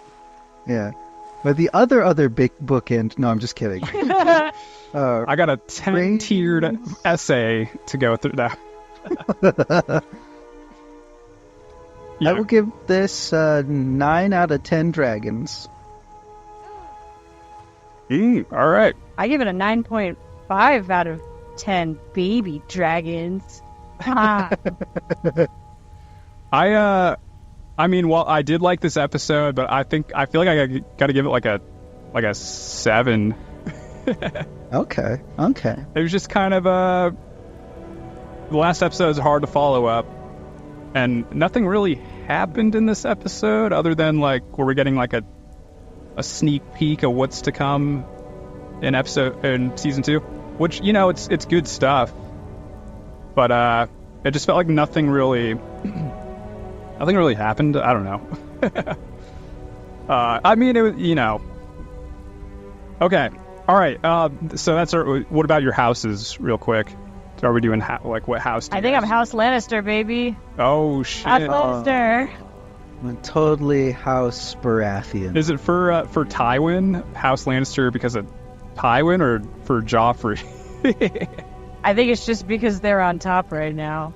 They're in charge. Okay. Are they? Because I think Joffrey is the king right now. I'm just kidding. Yeah. And even Tywin's I think Tyrion's Rob's winning the war or something, but I don't know how true that actually is. But you're going Baratheon? Yeah. I don't know. I'll go Targaryen. I'll go Daenerys with the dragons. House of Dragons. I'll go with House of Incest. How about that? No, I'm just kidding. All right. I have some quick. I did this entire. I like to. I'm a writer. I like to write sometimes, and the whole reason I did this whole dumb podcast was to hopefully learn a thing or two. At least I do have a lot of cliff notes now about Game of Thrones that I can always look at. But I wanted to try to dissect the story a little bit. So I ran it through the Save the Cat beat sheet, which is a 15 steps of again it's for movies mostly, but you can break any story down into most of the formulas. Okay, so there's 15 steps. There's the opening image, there's the theme stated, setup, catalyst, debate, all that stuff. And I tried to go through and just try to maybe you guys can help. I'm sure I got most of these wrong because there's a lot to pick from, but I kind of just want to go through and see if you guys agree with my my breakdown here. Okay, so the opening image, that's pretty easy, is the White Walker Night Watch stuff in the first episode. The opening image is supposed to, by the way, it's an image or scene that sets the tone for the entire story. So did that White Walker scene set the tone for the entire story? I guess. Debatable, I suppose. I mean, it did, but the story's not really about supernatural. That's a very supernatural, very magical, fantastical scene. Yeah. Not a lot of fantasy happens for the rest of the season. I'm almost wondering if like the entire first episode could be fit into this opening image category, because you get that scene and then you get like you get the Stark. We meet the Starks, we meet the Lannisters, and it's kind of just like one opening image after the other in that first episode. All right, so can the opening image? Oh, sorry. Go ahead. So in a movie, the opening image is literally the first thing that pops on screen. It's like literally the first image. But I don't think it's super for a TV show or for like a book or story. I don't think it's as strict. I don't know. Well, the reason I was going to ask that was because I think that the initial title screen, the role that we haven't talked about that, but the animation for Westeros during the music is always constantly changing, and depending on where Daenerys is, you get the landscape of Vaes Dothrak versus the plains where she's at, and the Wall versus Westeros. And so that, I feel like as an opener, that itself as a visual gives you insight into how the episode's going to go, at least. Maybe not the entire series. Oh, okay. Yeah, I mean, that's definitely an interesting observation, but I wouldn't say the intro sequence factors into the overall, I guess it could, I don't know, but I don't think it factors into like the story though. Like what the opening image of the entire story should be. I would go negative on that one, but all right. Number 2 is the theme stated. So this one I wasn't entirely sure, because I think there could be numerous themes stated here. And just to say what that is real quick, the theme stated is a question or statement posed to or by the main character that has far-reaching impact throughout the story. So it's usually something a character says it's like a quotable line sometimes. And what I thought, for the one I chose, again, I did this pretty quickly, so I didn't really put a lot of thought. I kind of just went off the top of my head, because I felt like that was the better way to do it, just to see what I retained in my memory. So, but like something, I don't remember what the exact line was, but Ned says something to Bran about honor and bravery. I think it's during that scene, the execution scene. And then I would say Ned carries out honor and bravery throughout the entire season. So at least for him, that it's the proper. Again, there's multiple characters, so it's hard to. I'm sure they each have their own little theme stated. But I'm going with the. I would have honor and bravery for Ned. Yeah. Sorry. Go ahead. I would have just picked Winter is Coming. Oh. It's kind of emblematic of the entire show. But how is that? Sure. Yeah. But like, how is that? I don't think that's like a theme, though. Well, that's like... so. Winter is Coming. Maybe. Yeah, you might be right. So when I hear Winter is Coming, what I hear is like there's this like looming threat. And when they say it, they're literally talking about winter. But when I, as the viewer, hear it, it feels like it's symbolic that there's this growing background threat that's kind of being ignored while everybody plays the Game of Thrones. Yeah. I think I agree with Kit. Thematically, I think that Dave has some really good points with bravery and honor. Like that's such a strong theme throughout the entire series. But I think that Winter is Coming is a generalized notion as well when you apply it to the characters, because winter as a symbol, set a certain metaphor or symbolism or whatever, can represent the trials that you go through as an individual. And Arya talks to Ned specifically about, or Ned talks to Arya about like, oh, it's going to take all of us to survive winter. And, you do that together as opposed to being separate. Right on. It could also be like, when you play the Game of Thrones, you win or you die. Oh, yeah, that's another... Yeah. Yeah, there's a lot of... I couldn't, like, settle on one, but yeah. I'm sure they all apply in some way. All right, the next one is setup, which is the setup of the entire story, but also meeting all the characters. Let's see what the actual... So it sets up the stakes of the hero and the goal of the story, and it plants every character and it plants every character and showcases behaviors that need to be addressed later on, or that will be addressed later on. That's a very nerdy way of...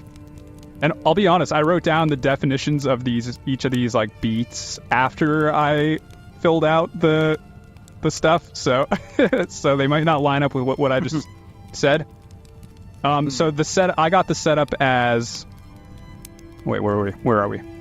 And I'll just say I did two of these. I did one for the overall story, and then it was really hard for me to place the Dothraki stuff. So I did a separate one for the Dothraki stuff because I feel like it didn't really tie in with the main story at all. It kind of did, but not. It doesn't really affect the Lannister Stark stuff that much. So okay. So the setup I have just meeting the Starks and the Lannisters, and they all have a dinner party, and we meet that's where we meet the different personalities, basically. That one's pretty simple. And then I guess you could also throw in there like I can't remember some of the story, but I'm pretty sure like King Robb sets up some... Oh, the Jon Arryn stuff. I forgot. Jon Arryn dies, and that kind of moves some things along as well. But yeah, basically that first episode is all set up. So, would you guys agree with that? Yeah, I think the important points in that are probably the White Walkers coming in, and then the king arriving to Winterfell to declare that he needs help. And so, Yeah, I agree. Yeah. Okay. And then the next thing is the catalyst. The thing that... something that turns the state of the world on its head. So, like, if the setup shows up what the world is currently like, the catalyst, like, knocks all of that down. And, so, I mean, to be fair, some things are already... The world is not already perfect during the setup, but I think the main catalyst was either Robb making Ned his hand or inviting him to be hand in King's Landing, or Jaime pushing Bran out of the window. And then also maybe the assassination attempt on Cad Bran. I think I can throw... Even though that's like episode 2, I think. Yeah. I was thinking, like, without giving anything away, I was just going to say that the item of the dagger is the catalyst. Oh, right. Them finding out it's like Valerian steel and a rich... And then her later finding out that it was Tyrion's... Right? Well, let me ask you something. Do you say that it's the catalyst, it's the thing that reveals the world is not the way you thought it was? Is that from the perspective of the viewer or the perspective of people in the world? Because that changes my answer. If it's from the perspective of the viewer, I would go with Jaime pushing Bran out the window. But if it's from the perspective of one of the characters in the story, then I think Jojo's right. I think the assassin blade being... Tyrion's? Yeah, it was Tyrion's. I think that would be... I think to answer your question, I think just yes to all of it. Cool! I think it's it could also be called the inciting incident. You know, it is something major that happens that changes.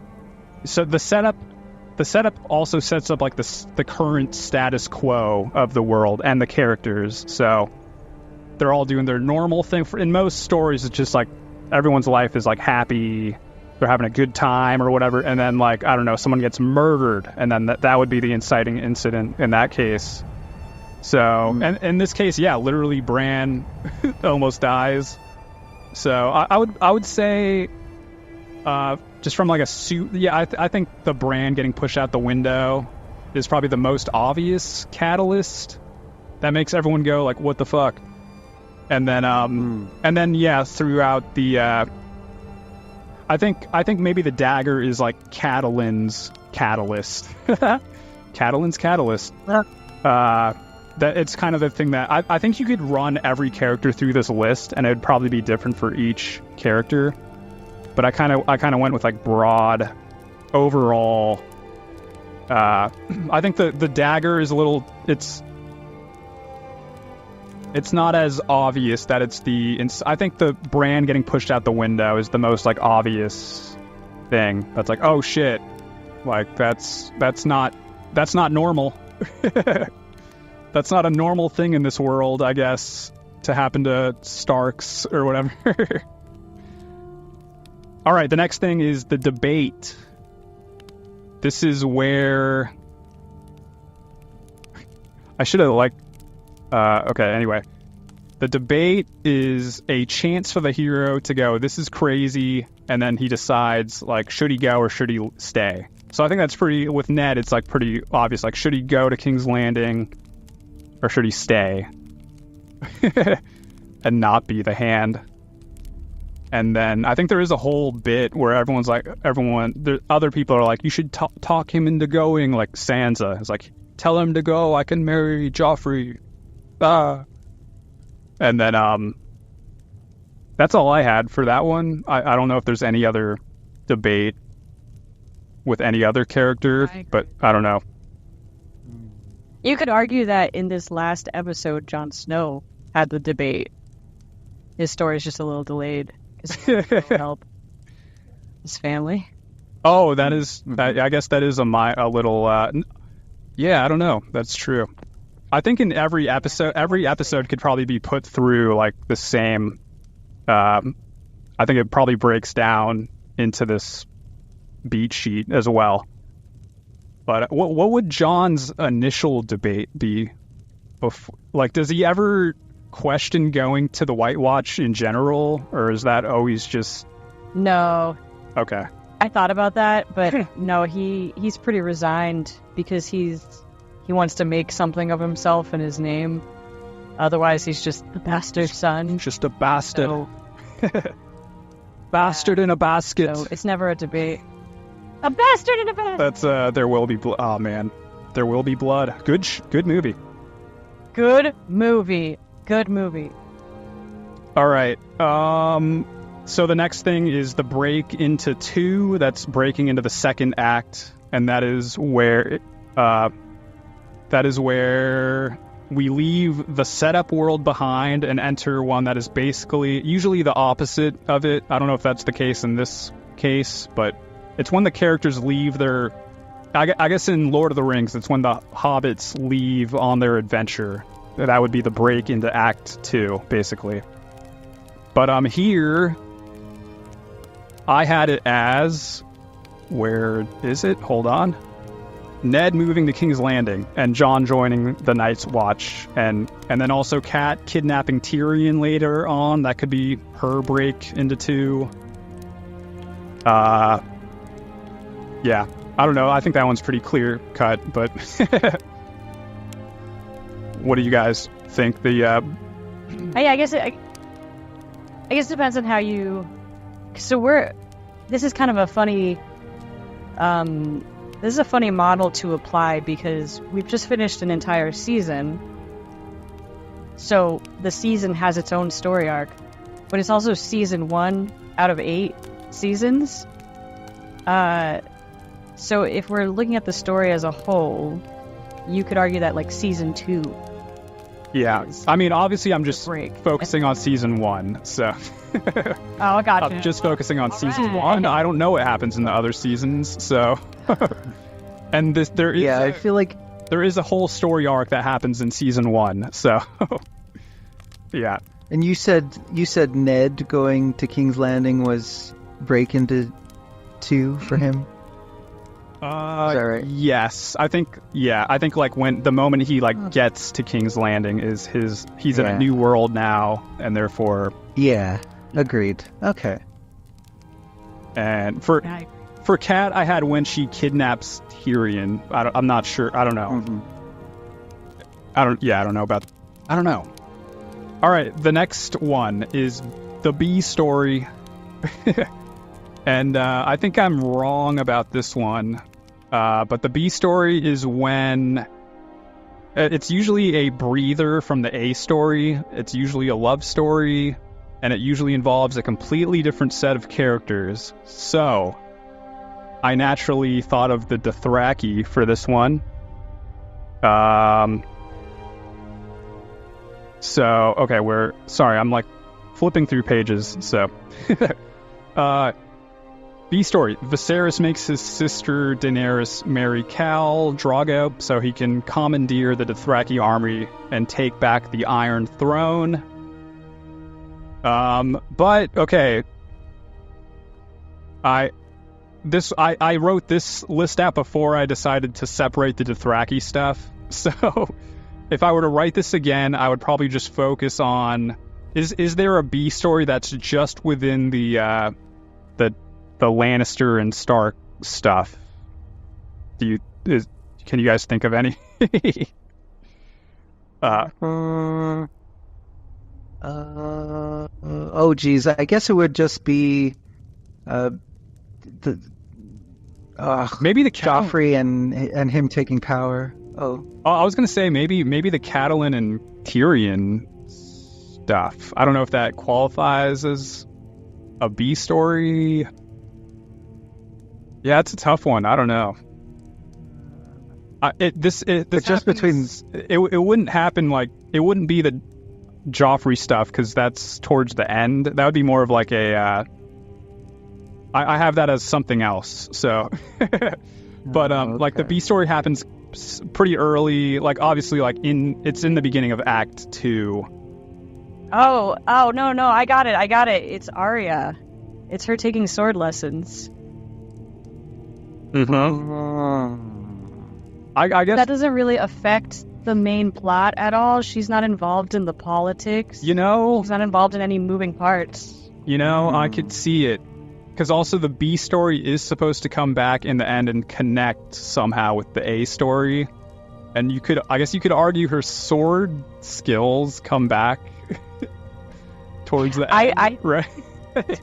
Yeah, well, I think you could make an argument that if we're just looking at season 1 and only season 1, I think you could remove Arya entirely from the story, and the story wouldn't substantially change. Probably true.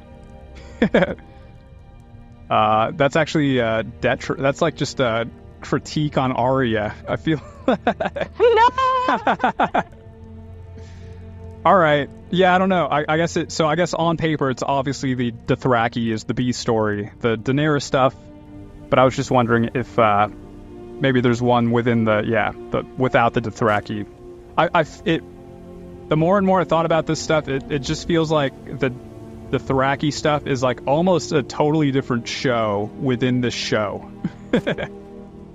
Yes, agreed. Maybe you could Ned Stark's kids in general, the ones who are actually kids, is the B story. And then I guess possibly maybe like the Littlefinger, Lord Varys, like those side. Yeah, they're romance. Those side characters. I mean, it doesn't have to be a love story, but you could argue they are like in a weird kind of couple type dynamic. But but no, I mean they are just like side characters that kind of do their own. They are like different characters than the main characters, and I don't know. I'm just spitballing here. They're kind of at least as of this episode, they have become the comedic relief actors, where when the two of them are in a scene together, there's practically a laugh track in the back. They're just riffing. They're just roasting each other. Yeah. All right, the next one would be... You know what? Oh, sorry. Oh. Well, do you have final thoughts for the B story? Just a quick thought. Well, yeah, just a quick thought was that I think with the Dothraki being the B story really gives life to Game of Thrones, because as I'm watching House of Dragons, the visuals are so linear that they stick to like Stonewall darkish feels. And when you have the Dothraki, it's like a little bit warmer and like, I don't know, there's something about it that gives a life to Game of Thrones that I think is missing in the other series. Oh, right on. Yeah, I always felt the Dothraki stuff was the most fantastical stuff. Oh, by the way, I didn't even state before all this, I was trying to just think of like, what is the premise of Game of Thrones?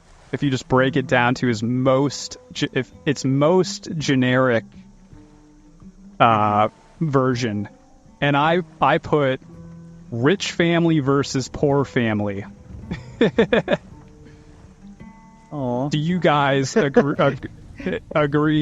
at all? Like, I'm just trying to think of like when George R.R. Martin sat down to, when he initially conceived, when he was like, oh, I feel like writing a story today. What am I going to write about? Like a funny, let's do like a medieval rich family versus poor family thing. Let's see what happens. Well, I don't think the Starks are poor. They're definitely poorer than the Lannisters, but they're quite wealthy, I think. But I think it's it's the Lannisters are clearly like in a better, more like a higher up kind of. They're like higher up on the totem pole or whatever. They're like the mean kid. They're the cool kids, the mean kids, the bullies. And then I don't know, for some reason King Rob is there too. He's like the he's like the stepdad. So yeah, I don't know. But, to me it makes sense because Winterfell is not known for producing anything that is like an asset to the kingdom specifically. Oh, yeah. Where Casterly Rock has mines of gold that the Lannisters have, they've tied their hat to. So they're like, oh, we're Lannisters, we have all this wealth. Whereas in Winterfell, it's such a big part of the North, right? Or the North is so big that it's harder even to navigate goods to those specific areas. So the wealth that Winterfell would generate is just going to be less than every other kingdom, actually. For sure. And again, I didn't mean it to be like literal, like literally rich versus poor. I'm just trying to think of like... Right. If, like, what was the ideation behind this entire... What's the point of this entire story? What was he trying to say? Like, if that's not the premise, like, what would you guys say the premise of this first season was for the entire? Because it's pretty detailed. It's a lot happens, but there's still got to be like a premise. So yeah, I would like to say knowledge versus experience, which is just one of those general motifs that we can pick out, like honor versus love. But to me, that is like the epitome and a statement for even today's world, where we preface everything based off of factual notation and cross-referenced documentation, peer-reviewed sources. But sometimes those facts are subject to change. And so what really sets apart, our understanding of things can sometimes be experiencing a moment or experiencing the thing happening that's like, oh, well, that I've actually witnessed, and based on the information, it's supposed to go this other way.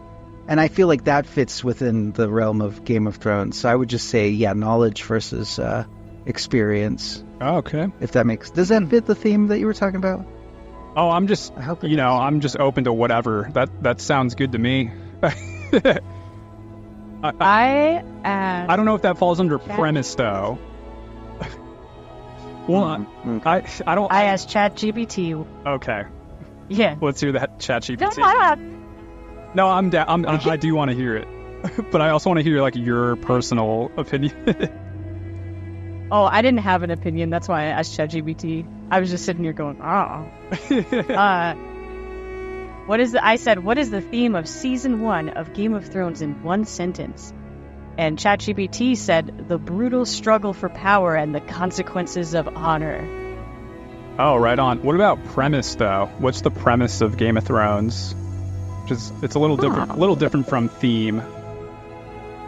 Which is why I went with like rich family versus poor family. It's just like two families butting heads. They don't even have to be rich versus poor. It's just two families that kind of are at odds sometimes. And political and familial tensions that uncover dangerous secrets that set the stage for war. Okay. What did you... Oh, I guess I summed up mine into a premise where it's oh shoot, I just lost it. Never mind. Well, I do want to... Sorry. Kit, I mean, just real quick, Kit, what do you think the show was about? If you were... See, this is the thing. I was watching the show for the first time. I remember feeling like the point of the show was that winter is coming, was that there are these White Walkers. There's this supernatural threat that everyone is ignoring because they're fighting over the throne. Oh. And that background looming, growing threat that is far greater than any like noble family squabble, but everyone's ignoring it. Yeah, I think I do like how Commander Mormon at the end, he does have a line that says that's something like that. It's like, do you think the White Walkers care who's like sitting in that chair or whatever? True, yeah. So it's like, okay, yeah, it is kind of like the show does kind of like it pulls a fast one on you in that first episode because it starts out with the White Walkers and you're like, oh, it's gonna be like this like epic fantasy monster quest or whatever. But then for the next 8 or 9 episodes, it's all about this fight over who gets the throne or whatever, which turned out to be good. It's a good story, but yeah. I don't know what point I was trying to make with that response, but all right, let's move on to okay. So that was the premise. We went back. That was just like what I thought the premise might be. Yeah. Oh, so wait, I'm sorry. My premise would be you think you know things, but you don't. Okay. That's how I see it. And if you were to, this is impossible. There's no way to like find this out. But how do you think George R.R. Martin initially came up with this idea? Like, what do you think he sat down and like wanted to write? Or like, why do you think he, like, what was his initial prompt in his own head to get him to write all this? So, like, for example, like, Maybe. like Star Wars would be like, I just want a cool space adventure with like something like a queen and a little rebel boy, a little farmer saves the universe or whatever. Like, I want to write something about that. So, what was George R.R. Martin's? I think he sat down. Oh, go Jojo. He wants to write a romance between a guy that's talking about his other guy's balls and the other guy's just yeah. That's the bromance he wanted. Dude, sometimes I wonder. Or you go ahead. Sorry, you go ahead first. I think he sat down and said, I want to write Lord of the Rings, except that whole plot with the ring and Mordor and the sorcery and all the fantastical elements, I want that to be in like happening far in the background. And instead I want to focus on this normal city and this other normal city that are feuding. You know what? You may be right. I think I heard something about him saying like, I wanted to make at least a theme that was Aragorn. Oh God, because his whole issue with Tolkien is that Aragorn does the right thing. He's the right guy. You just know. But what happens when he's put into these places where he has to make some hard decisions, and he ends up doing the opposite. Like, Okay, that would be cool. I also think it seems like he really wanted to write like some kind of political story, as like political fantasy or something. Like I'm really into politics and I'm really into fantasy. How do I mash those together? Boom, Game of Thrones. Or maybe he saw Freaky Friday with what's her name? Oh, damn it. Who was Jamie it? Lee Curtis, Jamie Lee Curtis. Lindsay Lohan. Yeah, Lindsay Lohan. Let's do Freaky Friday, but with Aragorn and the Mexican border. No. Oh wow. Okay. No, I don't know. That's always an interesting thing to think about, because if you were to like tackle that, if you had that same prompt, like you as a writer would probably tackle it differently depending on what's going on in your life. So, and it would be a different Game of Thrones or a game of balls or whatever. Okay, game of balls, dude. All right. Okay, so we were at the B story. The next thing after the B story is the fun and games section. This is where the promise of the premise is unleashed. So we just talked about the premise. This is where we get the premise. I don't know. It's the promise of the premise, whatever that means. To say it better, it's the heart of the story. Like in Die Hard, it's when Bruce Willis outwits the terrorists. In Alien, it's when the crew interacts with the alien. So for Game of Thrones, obviously it's a whole show, and there's a lot of stuff. I'm trying to find my notes. Hold on. Fun and games. Okay, the fun and games in this show is when the families clash in various ways. Oh, I literally wrote, what is the promise of the premise of this show? Like, I didn't know. I didn't know. I think it's when, I think the most clear-cut scene to me is when, like, the White Walkers attack the White Wall for the first time and Jon fends the White Walkers off. That's the only time the White Walkers happen in the show, other than the first scene. So I was like, oh, that's technically what they were getting at in that first scene, and we're finally seeing it. But also the clash of the families. If we go with this family versus family bit that I set up, it's when it could also be when like Jamie attacks Ned. It could be when Kat kidnaps Tyrion. All that stuff could probably fall under the fun and games section. And I don't know. Are there any other moments? Interesting. I was thinking in terms of like the premise I had prefaced. If you know things, but then you don't know things. Turns out you don't. I feel like the promise of that premise happens whenever Littlefinger betrays Ned, because we knew that he was trusted by Catelyn. We knew that Ned was going to go with him because he had established that trust and rapport to the Starks, but then he flipped sides.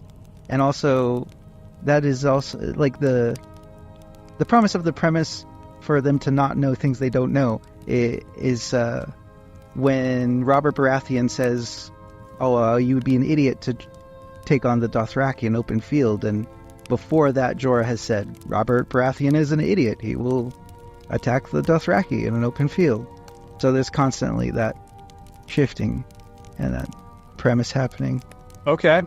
So is this, at this step, is there supposed to be an escalation in conflict, or are the characters supposed to be just experiencing what has been promised? I would say it's just, it's, the fun and games. I mean, it's like when it's usually like the fun, it's the stuff that ends up in trailers. Usually it's like action scenes. Again, like Die Hard, it's when he's outwitting the terrorists, or in Home Alone when when the intruders start like setting off all his traps, stepping on nails. Yeah. Yeah, I don't know that this is trailer material, but I think for me it would be Ned slowly uncovering that Jamie and Cersei were duplicitous, and he's gathering evidence and, making a case that that one blacksmith is the rightful heir to the throne. All right. His sleuthing, his detective work. Is there also... Okay, we already talked about our premises, but is there also an implied premise? Because it's just based on the fact that it's a fantasy show, you're showing us all these swords and these military people. And so I think is there like a premise that the general public would think like they're going to fight at some point? And so any form of fighting and stuff would be the promise of that premise, I guess. And any action scene would be the fun and games in that instance. Oh, is it the scene where Jaime stabs Ned Stark in the leg? I think that, for me, yeah, I think that's definitely part of the fun and games. I don't know. It was hard for me to place that scene specifically, though, because that is kind of like a turning point in the entire story. And actually, I do have it listed as another thing. But I think that could be a fun and game. For me, that was fun and games. That was a fun scene. So yeah, because you have them battling wits at first, and then you finally get to see them go head to head. Yeah, I mean, like, again, I think that was a fun scene. Go on, you're good. Oh, I was just gonna say, like, what would you rather have in your trailer? Like, people sitting at a table talking to each other, or like swords and stuff, like clanging, like, oh, exciting. But again, for this show, maybe you do want the people sitting in the chair and stuff. So that's all I had to say. Yeah, I do. I like the acting bits. So the delivery of lines specifically, you could have like Joffrey just saying, "Bring me his head," and you don't show, well, whose head. But then again, that goes to the whole premise that I was thinking of you think you know things, but you don't, because at that point we're like, oh, Ned has said he's going to, or he's declared Joffrey, he's done what Cersei said, and now he's going to be sent to the wall. But then all of a sudden Joffrey just changes all that up a little right butthole. And were you going to say something, Kit? So I cut you off, but God. Oh no. I don't. All right, let's move on because there's a lot of these. Okay, so the next one is the midpoint, which is usually supposed to be the exact, like literally the exact middle of the story. But for me, I put the midpoint. Well, here, let me define it a little further. It's either the exact, like literal exact mid, like time stamp wise. Like if you cut the movie in half, the midpoint is the exact middle of like the length of the movie. But it could also be when the hero is either at their peak, like their highest, or when their world collapses around them. And so for that reason, I put when Ned gets attacked by Jaime, and he's like basically thrown in, or he's not thrown in jail at that moment, but yeah, when Ned gets attacked by Jaime, I think like the shift of the entire show kind of changed after that point, or I mean the tone of the entire show. So yeah, that's what I put as the midpoint, when the hero is at their lowest or highest. So Robert Baratheon is still alive, right, when that happens? Oh yeah. Mm-hmm. Huh. But that is the literal midpoint, isn't it? Yes. Yeah, that's episode 5. Oh, it is. The Wolf and the Lion. Okay. Yeah. All right. Right on, dude. I didn't even take that into account. I was like, I'm going to ignore that part, but I guess that is true. Yeah, that is true. That just speaks to the writing, I think. It's so well done at this point in the series. All right, the next one is the bad guys close in, which is pretty self-explanatory, but I'll say it anyway. It's when the enemies regroup and rally against the hero. And it's also when internal dissent, doubt, or any jealousy begin to disintegrate the hero's team, like from within. So for that, I put when when Tywin and his huge army kind of enter the fray or whatever. Heck yeah! Yeah. That's what I was thinking too. Was in terms of like, enter Tywin after the point where Jaime has to run away from King's Landing to go like, Daddy, help me, and yeah. Then Tywin's like, okay, here's 30,000 guys. Yeah, seriously, because it is up till that point. You're like, okay, the Lannisters seem strong and powerful, but we never see the army or the size of the army until Tywin enters. So, and we're like, okay, yeah, they're pretty strong. It's going to be hard for the Starks to do anything if he's just like easily on a whim just giving Jaime 30,000 people, like. But is it okay? I wasn't sure about this, but does Robb win a battle? Little Robb, does he win multiple? Does he win the battle against just against that 30,000? And when he captures Jaime, like, do they take out that entire 30,000? Okay. Well, I guess that's what's implied. He at least wins over his army, because at that point Jaime is attacking either the Eyrie or one of the other cities, and so when Robb joins, they're already in the midst of battle, and he's able to help overwhelm Jaime's army. Yeah. Is there any other possible bad guys closing in type of, like, anything with Cersei or I think as Robert Baratheon is dying, that's a whole episode.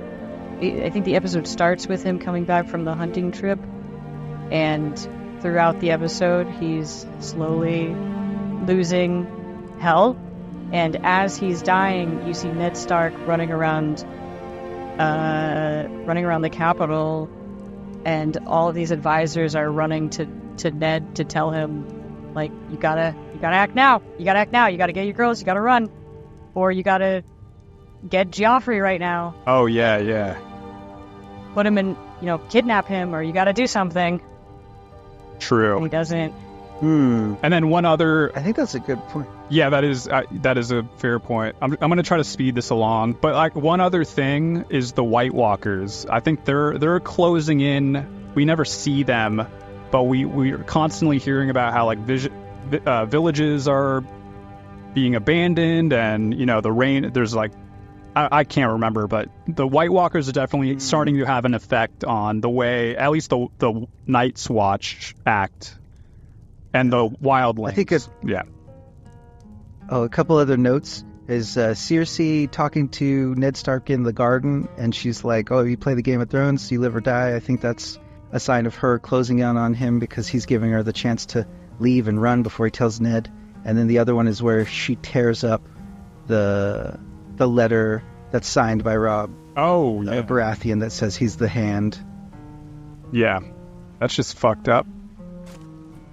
And okay, the next one is the all is lost moment, which I don't know if you guys ever saw. There's like there's an episode of like American Dad where one of the kids is always like, it's the all is lost moment. Anyway.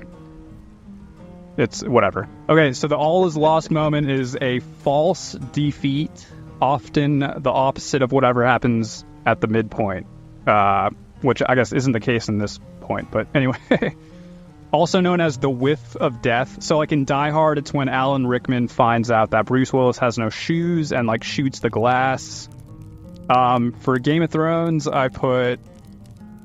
I put when King Robb dies, and then Joffrey and Cersei steal the throne.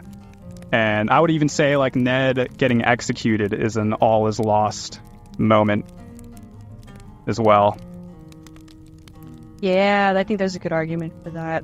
I think I'd put it as Ned being arrested, but I'm go either way on Ned being executed or Ned being... Yeah, I wasn't sure how to... that it's a false defeat, a false defeat. I don't know why I'm having trouble saying that word, but yeah, or the whiff of death. So yeah, I put either Ned being thrown in jail or Ned being executed.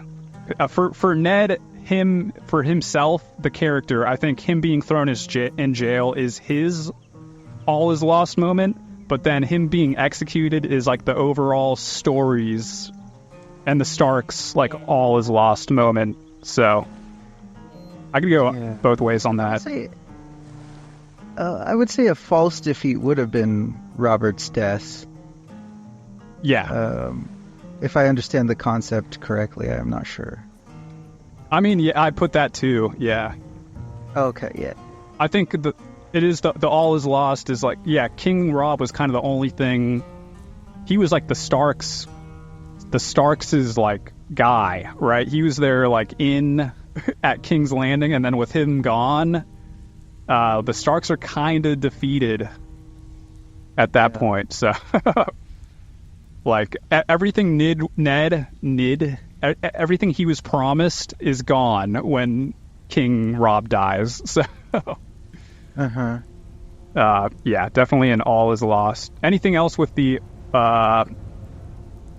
I guess those would be it, right? Is there any other possible all is lost? Anything with Jon Snow, maybe? I don't know. I don't know. Okay. Maybe when he thinks that Benjen is dead. Oh, right. Do we think Benjen... that's another thing I wanted to add. I guess you guys would know, but do we think he's alive? Do we think Benjen has any chance? Is there any chance that he's alive? And I guess I'll just say my thoughts, because I think you guys already know. I'll just say I think he's fucking dead, or a White Walker. So. I barely even remember who Benjen is. So I think I'm gonna guess he's dead, because I can tell you, I didn't even remember him as a character the first time I watched it. So. Yeah, I think the first time I watched it, the very first time, I actually did think that he was just gone. Okay. I think I felt that. Yeah. All right, the next section, and I wasn't able to think of anything for this one, because it's I don't know. It's called the Dark Night of the Soul. It's when the hero is shown kind of dealing with the results of the all is lost moment. So it can either last it can be a 5-second long scene, or it could be like 20 minutes or whatever. It's a moment where the hero takes a moment to admit their humility and their humanity, and they don't see any solutions in sight. They're like, oh, there's no way I can get out of this. Like, we're fucked or something like that. I couldn't come up with anything for that, so... I would put that as Ned Stark lying in the dungeons, just contemplating about how he got there. Oh, totally. I could see that. Yeah. I think Varys does provide some kind of conscience for him at that point. But I would say that the Dark Night of the Soul for Ned would probably be either he's talking to Littlefinger about taking action, like he's sitting in the room of the Hand, and Littlefinger says, "Oh, look at you! You know what you want me to do, but you have trouble saying it," because he's really making a choice to create treason and go against who is the established king, who is Joffrey. But it could also be when he's talking to Renly, and he's discovering that he's going to have to play the game because Renly, as a Baratheon, is probably the next trustworthy person. And so Ned is like, oh, but he's turning tail and he wants me to kill these people, and I'm going to have to end up doing some stuff that I'm not going to agree with. So I think that's where whatever the Dark Night of the Soul might refer to is this challenge of his character in relation to the story. And I think that happens at those points. I guess we can go... it seems like there's multiple Dark Nights of the Soul. So I guess, like, what would it be after King Robb dies? Is there a moment... I think there's a moment where everyone's like, oh shit, he's dead. And then that would be that... that would be that Yeah. Dark Night of the Soul or whatever. Yeah. Yeah, that's why I was pointing out Renly, because that happens right after. Okay. Like, he goes up to him and says, Robert is dead, and he's like, you gotta get these hundreds of men and attack now. And that's when Ned has to make a choice to do treason. And then, okay. I think we can move past that one. That's always a section of every story where I'm like, I'm not sure what that is. So, all right, so the next one is called the Break into Three. So if in the Dark Night of the Soul they couldn't think of the solution, in the Break into Act 3, this is where they think of the solution. And it's usually because of something a character from the B story does, and the A and B stories intertwine here. I couldn't define what the B story was again, other than the Dothraki stuff. So I'm not sure if the Dothraki stuff intertwines at all with this. But I put it's when Little Rob decides to go to war with King Joffrey, when he decides to ride his army in, and that's my break into 3. But again, sorry, go ahead. Yeah. I would have put. I think I see this. I think I see season 1 as Ned's story. And I don't know if that's maybe the right way to say it or not, but I think so. Really, I lean towards seeing all of the main story beats through the eyes of Ned. So for this, the hero realizes a truth that's been evading them all this time. I would probably put that as when he is in the dungeon and he's like, I'm not gonna lie. I'm not gonna say that I am a traitor, because I'm not a traitor and I'm an honorable man. And then Lord Varys, and this would be a really good argument for Lord Varys and Littlefinger being the side characters. Lord Varys is the one who's like, but what about your daughters? And that's when Ned makes the decision for the first meaningful time to break his code of honor. Oh, okay. And lie in order to help his daughters. Sure, yeah, that's definitely a solution to his predicament. I just as a side note, I like how they kind of they do kind of gloss over how shitty it would be to be sitting in that pitch black dungeon cell for however long he's down there for. He takes that surprisingly well. Yeah, homies, I bought some blackout curtains for my bedroom so I could sleep at night, and those curtains work too good because it was so dark. I think within 10 minutes I had to crack the curtains open because the darkness was driving me nuts. And that was in my own bedroom, in my bed. I elected to do that myself. Oh, well, I mean, yeah. I mean, not just... Well, first of all, have you ever... A few weeks ago, there was a blackout in my neighborhood, and it gets... When it's, pitch black, it's such a weird feeling. It's such an odd... I still went running that night, and you can't see shit. It's, insane. But also, okay, it's not just the pitch black, though. It's also the fact that he's, shackled to the ground, and he doesn't... For all he knows, he's never gonna get out of there.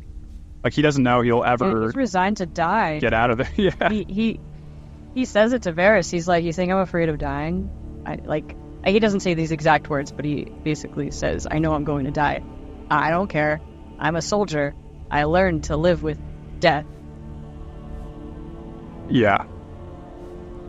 Any other breaks into threes? Any solutions? I had the Little Rob thing. I think that's it, right? If the Starks are the good guys, their solution is to take out the Lannisters, to put a blanket statement on it, I guess. But am I missing anything from that? I don't think so. I can't... I don't know. All right, for sure. Okay. There's a lot of content. Yeah. That was another thing. I was like, I don't feel like going through all... I took all these notes, but there's no way I'm going to read them all, All right, so, okay, the next thing is the finale, which is, the wrap-up. Usually, a final battle in a Marvel movie would be the finale. It's when the enemies are dispatched, and a new society is born, and the world is changed. So I don't know. It's because this is season 1. I'm not sure if the world is entirely changed by the end of the season. But I put... Well, where is it? I put... Oh, okay. For my finale, there wasn't really a finale. I feel like it was just when... I guess it could either have been Ned's execution, again, which I already put for is the all is lost moment. Or it's just the Starks dealing with the devastating blow that was Ned's execution. Like, in this last episode, there isn't like a big final battle. There isn't any of that. There's just, they're like, oh shit, Ned's dead. Like, let's cry about it for a little bit, and then we have to decide what to do now. And, it could be when Rob's bannermen, I don't know what to call it, his army, declare him king. I don't know. What do you guys think the finale was for season 1? Like, this is another one where I was like, I don't really know, honestly.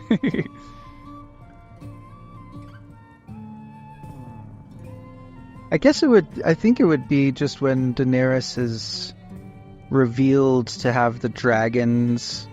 Okay. Because it's such a... Yeah, I think so. I'll go with that. I'll go with Daenerys and her dragons.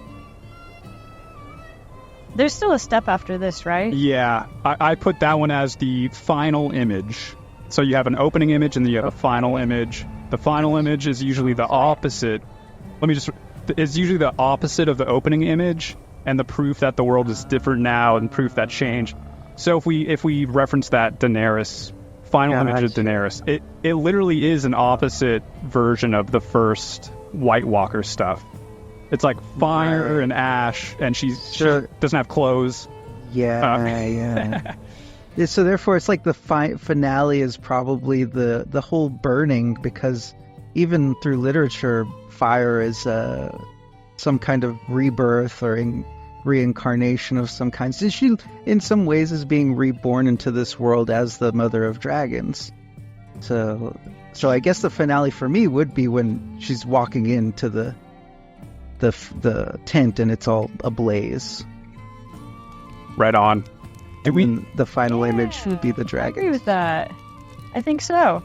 Is there a finale for Ned? Yeah, for Ned. That Stark Lannisters stuff. Yeah.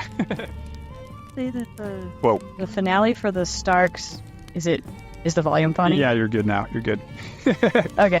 I would say that the finale would be Ned's execution, but like specifically when he says, "Yes, I am a traitor, and this is a just sentencing for me," because that's the first time that he goes against his like prior ways of being to serve a new good to help his daughters. And if this were a different story, that would have been the triumphant moment. He gained new knowledge, he grew as a person, he is like, okay, I'm going to try a new tactic with new knowledge, and I'm a new person. But because it's Game of Thrones, it didn't work, and then he dies. Okay, now that the more you explain it, the more I think of Ned's execution, and you explain, I think that is the finale, I would say. Because it falls under the banner of like a new society is born and the world is now changed. And it says that when the enemies are dispatched. But Game of Thrones does a thing where it kind of flips tropes a little bit. So it's not the enemies are dispatched, it's the good guy was dispatched. And then technically a new society is born after that. And the world is now very different now that Joffrey is the king.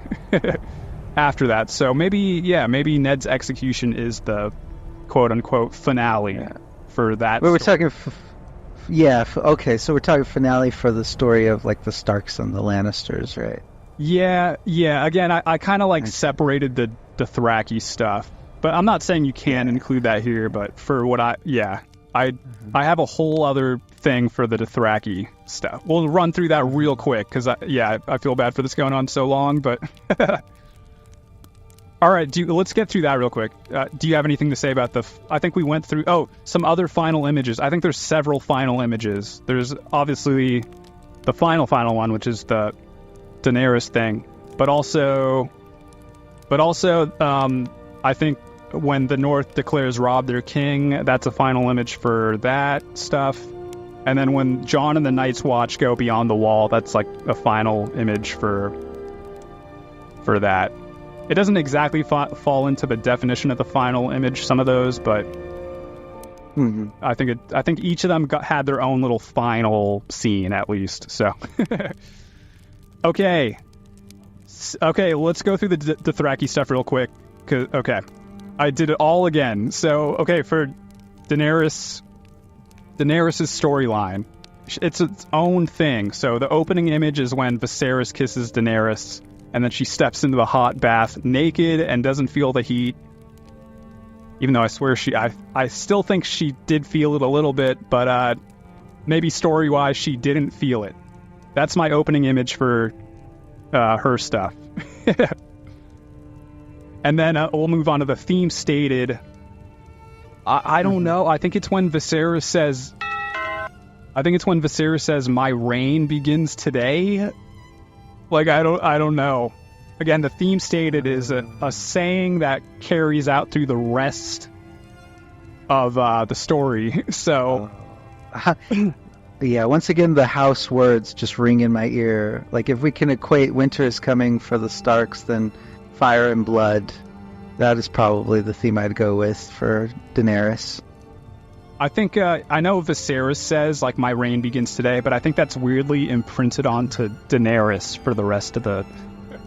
I feel like Daenerys that rings true for Daenerys. She's like my reign also begins today, bitch. I'm the queen or whatever. Like, okay, and then for setup is when Viserys gives Daenerys to Khal Drogo to marry so that she can become Khaleesi.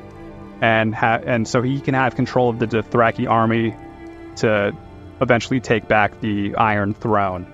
Everyone likes this chair. It doesn't even look that comfortable. It's just all about the chair. It's like, that'd be fun. Let's just send like a thief to steal it. They just want the chair. All right. And then for the catalyst, I had Viserys treats Daenerys kind of terribly.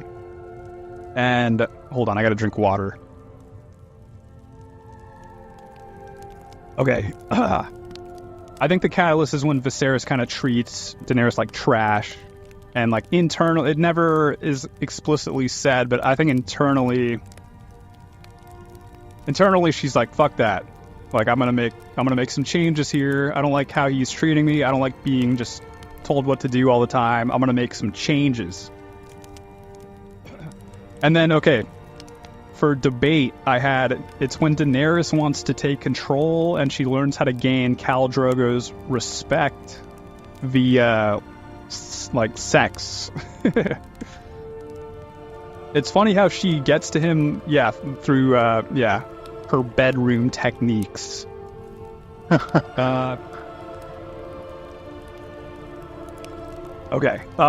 Sorry, my throat is doing horribly right now. Break into 2.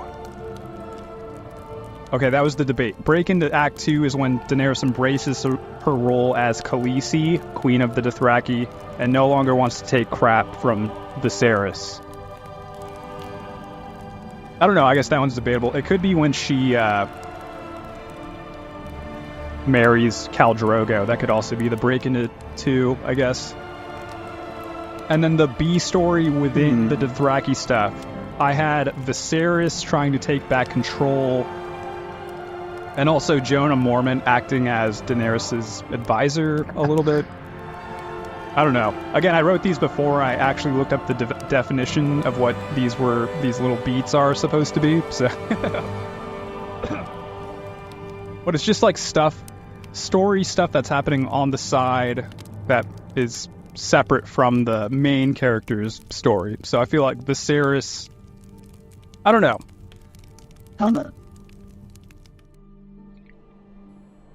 I might have to go get water. I'm running out of water. Okay, the next scene, the next stuff is fun and games.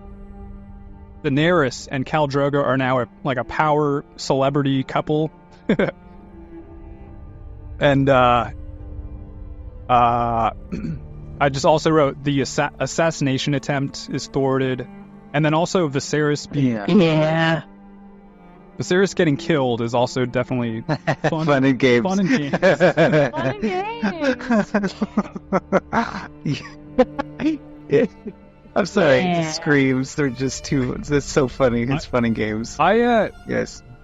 When I was writing these, it became more and more clear to me that I think Viserys and Daenerys could they almost kind of they could be molded into one character, and it's just like Viserys's values are kind of passed on to Daenerys, and then we no longer need Viserys anymore after a while, so they just kill him off. But I think it feels like Daenerys still has similar goals to like what Viserys had, at least for a little bit. And then now things are a lot different, so I don't know what her goals are now, but I don't know. Whatever. Okay, the next one is, I didn't really articulate that thought properly, so we'll just move on. The next, after the fun and games, is the midpoint. And I think the midpoint is when Khal Drogo gets wounded in a fight. Because a lot of things change after that. I think after that happens, I think Daenerys no longer has as much power as she used to have. And things kind of just go downhill for her at that point. So, and then after that point is the bad guys close in. It's when the witch doctor attempts to quote unquote heal Khal Drogo, but also the other Dothraki don't listen to anything Daenerys says and like threaten to kill her numerous times, basically. So that's the bad guys close in section. Yeah. The all is lost moment is when Khal Drogo is rendered a vegetable from the witch doctor's healing, and then it turns out that was her intention all along. And then I think that's the all is lost, because now like Daenerys has no legs to stand on with the Dothraki at all at that point. She's no longer Khaleesi. Right. So and also, okay, the Dark Night of the Soul is when, I think that's when Daenerys kills Drogo. That's her, let me go grab some water. I'm sorry. Let me go grab some water. Might be Dark Night of the Soul is when she lost her baby. Possibly. Yeah. Oh, when she walks into the... You know what? Maybe the Dark Night of the Soul is when Daenerys walks into the tent while the witch is summoning up whatever demon she is. Like, it might be a literal kind of thing. Yeah. Like, the demons are... She's like, the demons will... the dead will dance here. And then she just... Like, oh. But isn't that Jorah's fault? He's the one who took her in there. It's all Jorah's fault. Jorah! How dare you, Jorah? All right, I be back. Yeah, this happens. Hello, welcome back. My voice always takes a nosedive anytime I have to talk for like close to 3 hours. Like this happens in the mentorships too. It's just like, I don't know. All right. Okay, so that was the Dark Night of the Soul. Okay, Daenerys kills Drogo because she knows he'll never be the same. And I know that kind of goes against the definition of the Dark Night of the Soul. But I put it... I think the Dark Night of the Soul can also be summed up as like a realization the character... I don't know, maybe I was wrong about that one. Alright, whatever.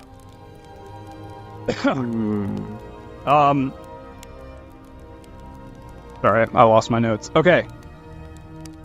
After that is the break into 3 and into Act 3. I think that's when Daenerys cremates Drogo's body along with the dragon eggs and burns the witch alive. So obviously that Act 3 is pretty short. So that's literally like the last scene of the show. But I didn't have a lot to work with the Dothraki. So I was thinking the Dark Night of the Soul would be when she considers using the dark powers to save Drogo and then even her baby, I guess. But even Jorah and the other guy are like, oh no, this is witchcraft, you shouldn't do it. So she's kind of just like, oh, whatever. But I think that to me, that feels like the Dark Night of the Soul for her. And then break into 3 for Daenerys might be when she smothers him. I think. Okay, yeah. I don't know that. I think that is more in line with like the actual definitions of what those are, because the breaking to 3 is supposed to be the solution to the solution that she can't think of during the Dark Night of the Soul part.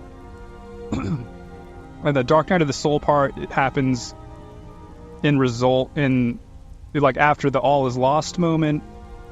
So I think the all is lost moment, I might have gotten that wrong too. I guess that there's I think I don't know, what could the all is lost moment? I had it as when Khal Drogo is rendered a vegetable from the witch, but maybe it's earlier than that. I don't know.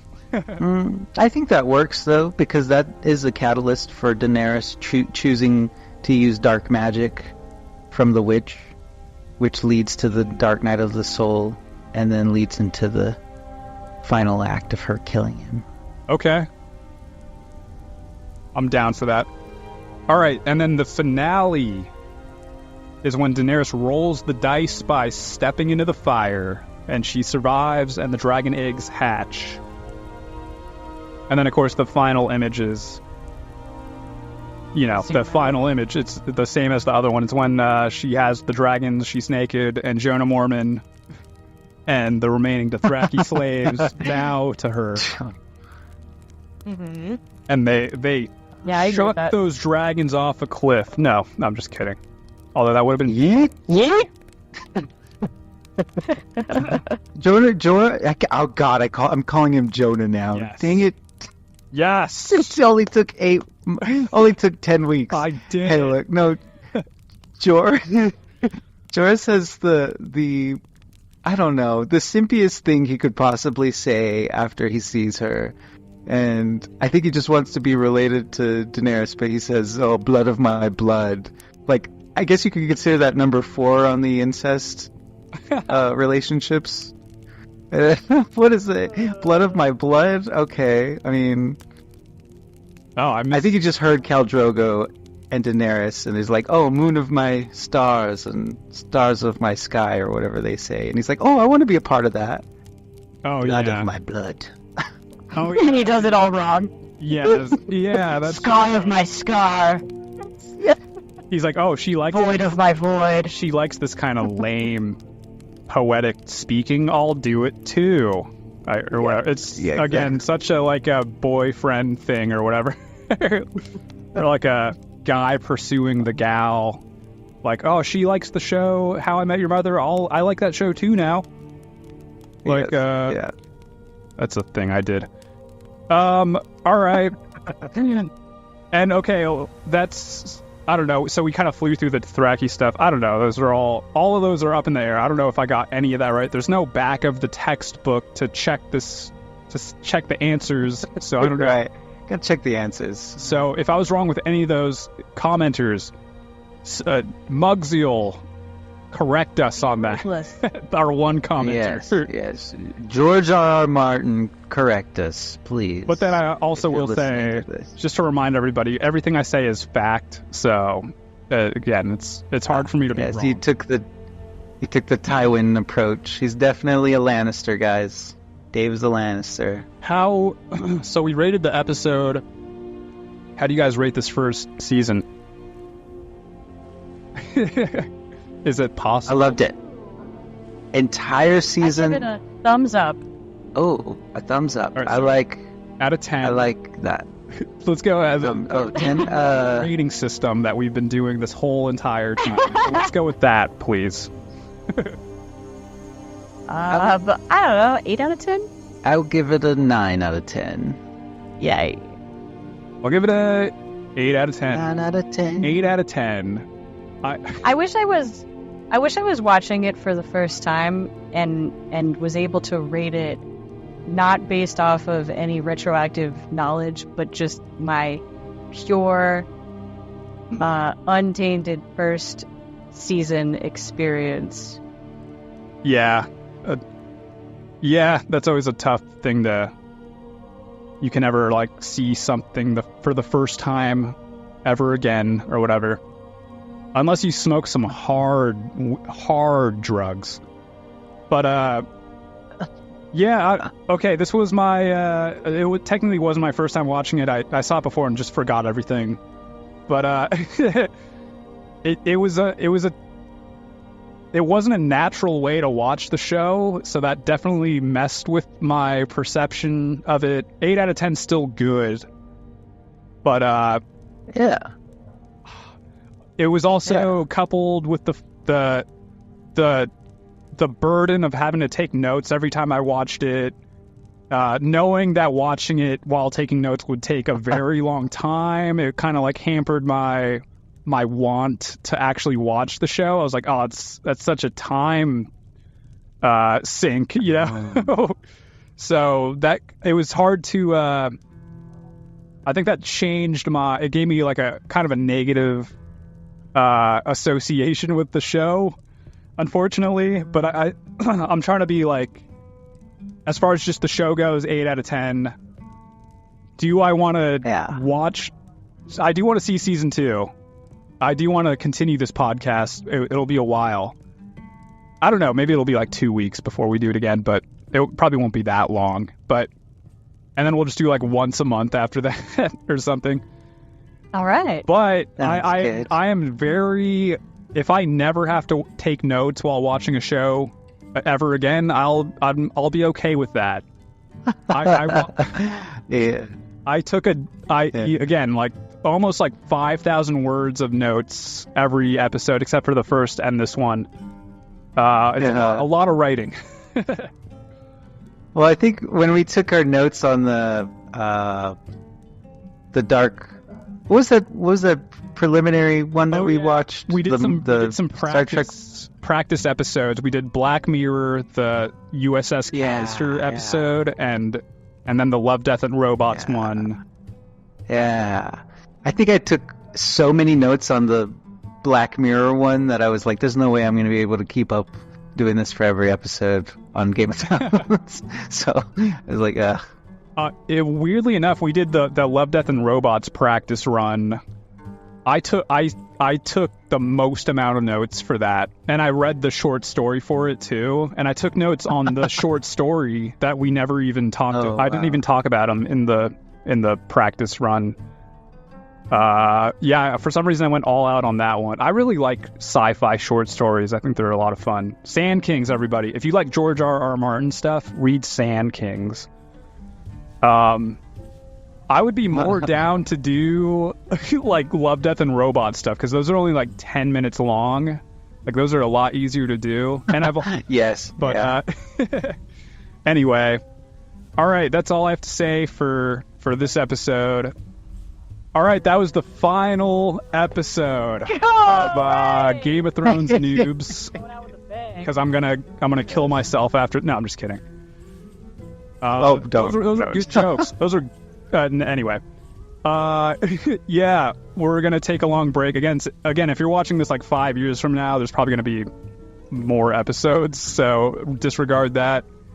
Thank you guys, JoJo and Kit. I was going to say Daenerys for some reason for a second. I don't know why. JoJo and Daenerys, thank you for joining me in this weird experimental thing I wanted to do. I don't know why, but I think it's kind of cool that you guys just kind of went along with it. That warms my heart that I have friends that are willing to just do that. I didn't pay them any money, so... people watching. Thank you, dude. But I feel fun. I feel like I owe you guys a lot of money. But anyway, no. Thank you for I appreciate time. Thank you. I appreciate being considered. Yeah, I hope you guys got something out of this too. I don't know. Maybe I don't know. maybe you got inspired to. Oh yes. I just like the idea of like coming up with like some random project and just doing it. So that's kind of what the I was like I'm not trained to do this at all, but I'm just gonna do it. Like fuck it, and it was a lot of fun. So thank you guys, and yeah, this is a long episode, so we'll just hard end it right there. All right. GG. All right. GG, everybody. GG. Do you guys want to hear a few more jokes real quick? Oh boy, do I ever. Tell me. Little stand-up jokes. I'm ready. Again, I'm Jamie now. All right, hey guys, I appreciate all this food and water that you're giving me while I'm Jamie and you're imprisoning me. But if you give me any more, I'm going to need to use the Iron Throne. If you know what I mean. Oh God, he's gonna have to punish the throne. When I want to get pumped up before a duel, I'll ask the Dothraki for some encouragement, and they'll tell me to Drogo big or Drogo home.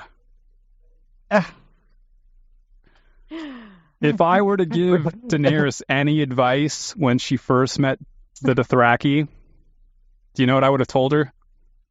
I would have told her to Drogo with the flow. Oh no. Sir Kit, bring me his head. Dude, I've got a few more. My liege. That Khaleesi, she sure does make a lot of bold and fiery moves. She should Daenerys on the side of caution. Oh God. Oh wow. All right, then I got one more. Sometimes when I want to let loose and just, like get jiggy with it, I'll do it over at the Sept of Bailar. Because that means to dance. Yes, yeah. Do you prefer to keep your tongue or your hands, sir? Oh, wait, no, okay, I found one more. Man. Oh, God. Hey, guys, remember when Viserys crashed that Dothraki party? Sans respect of anyone there?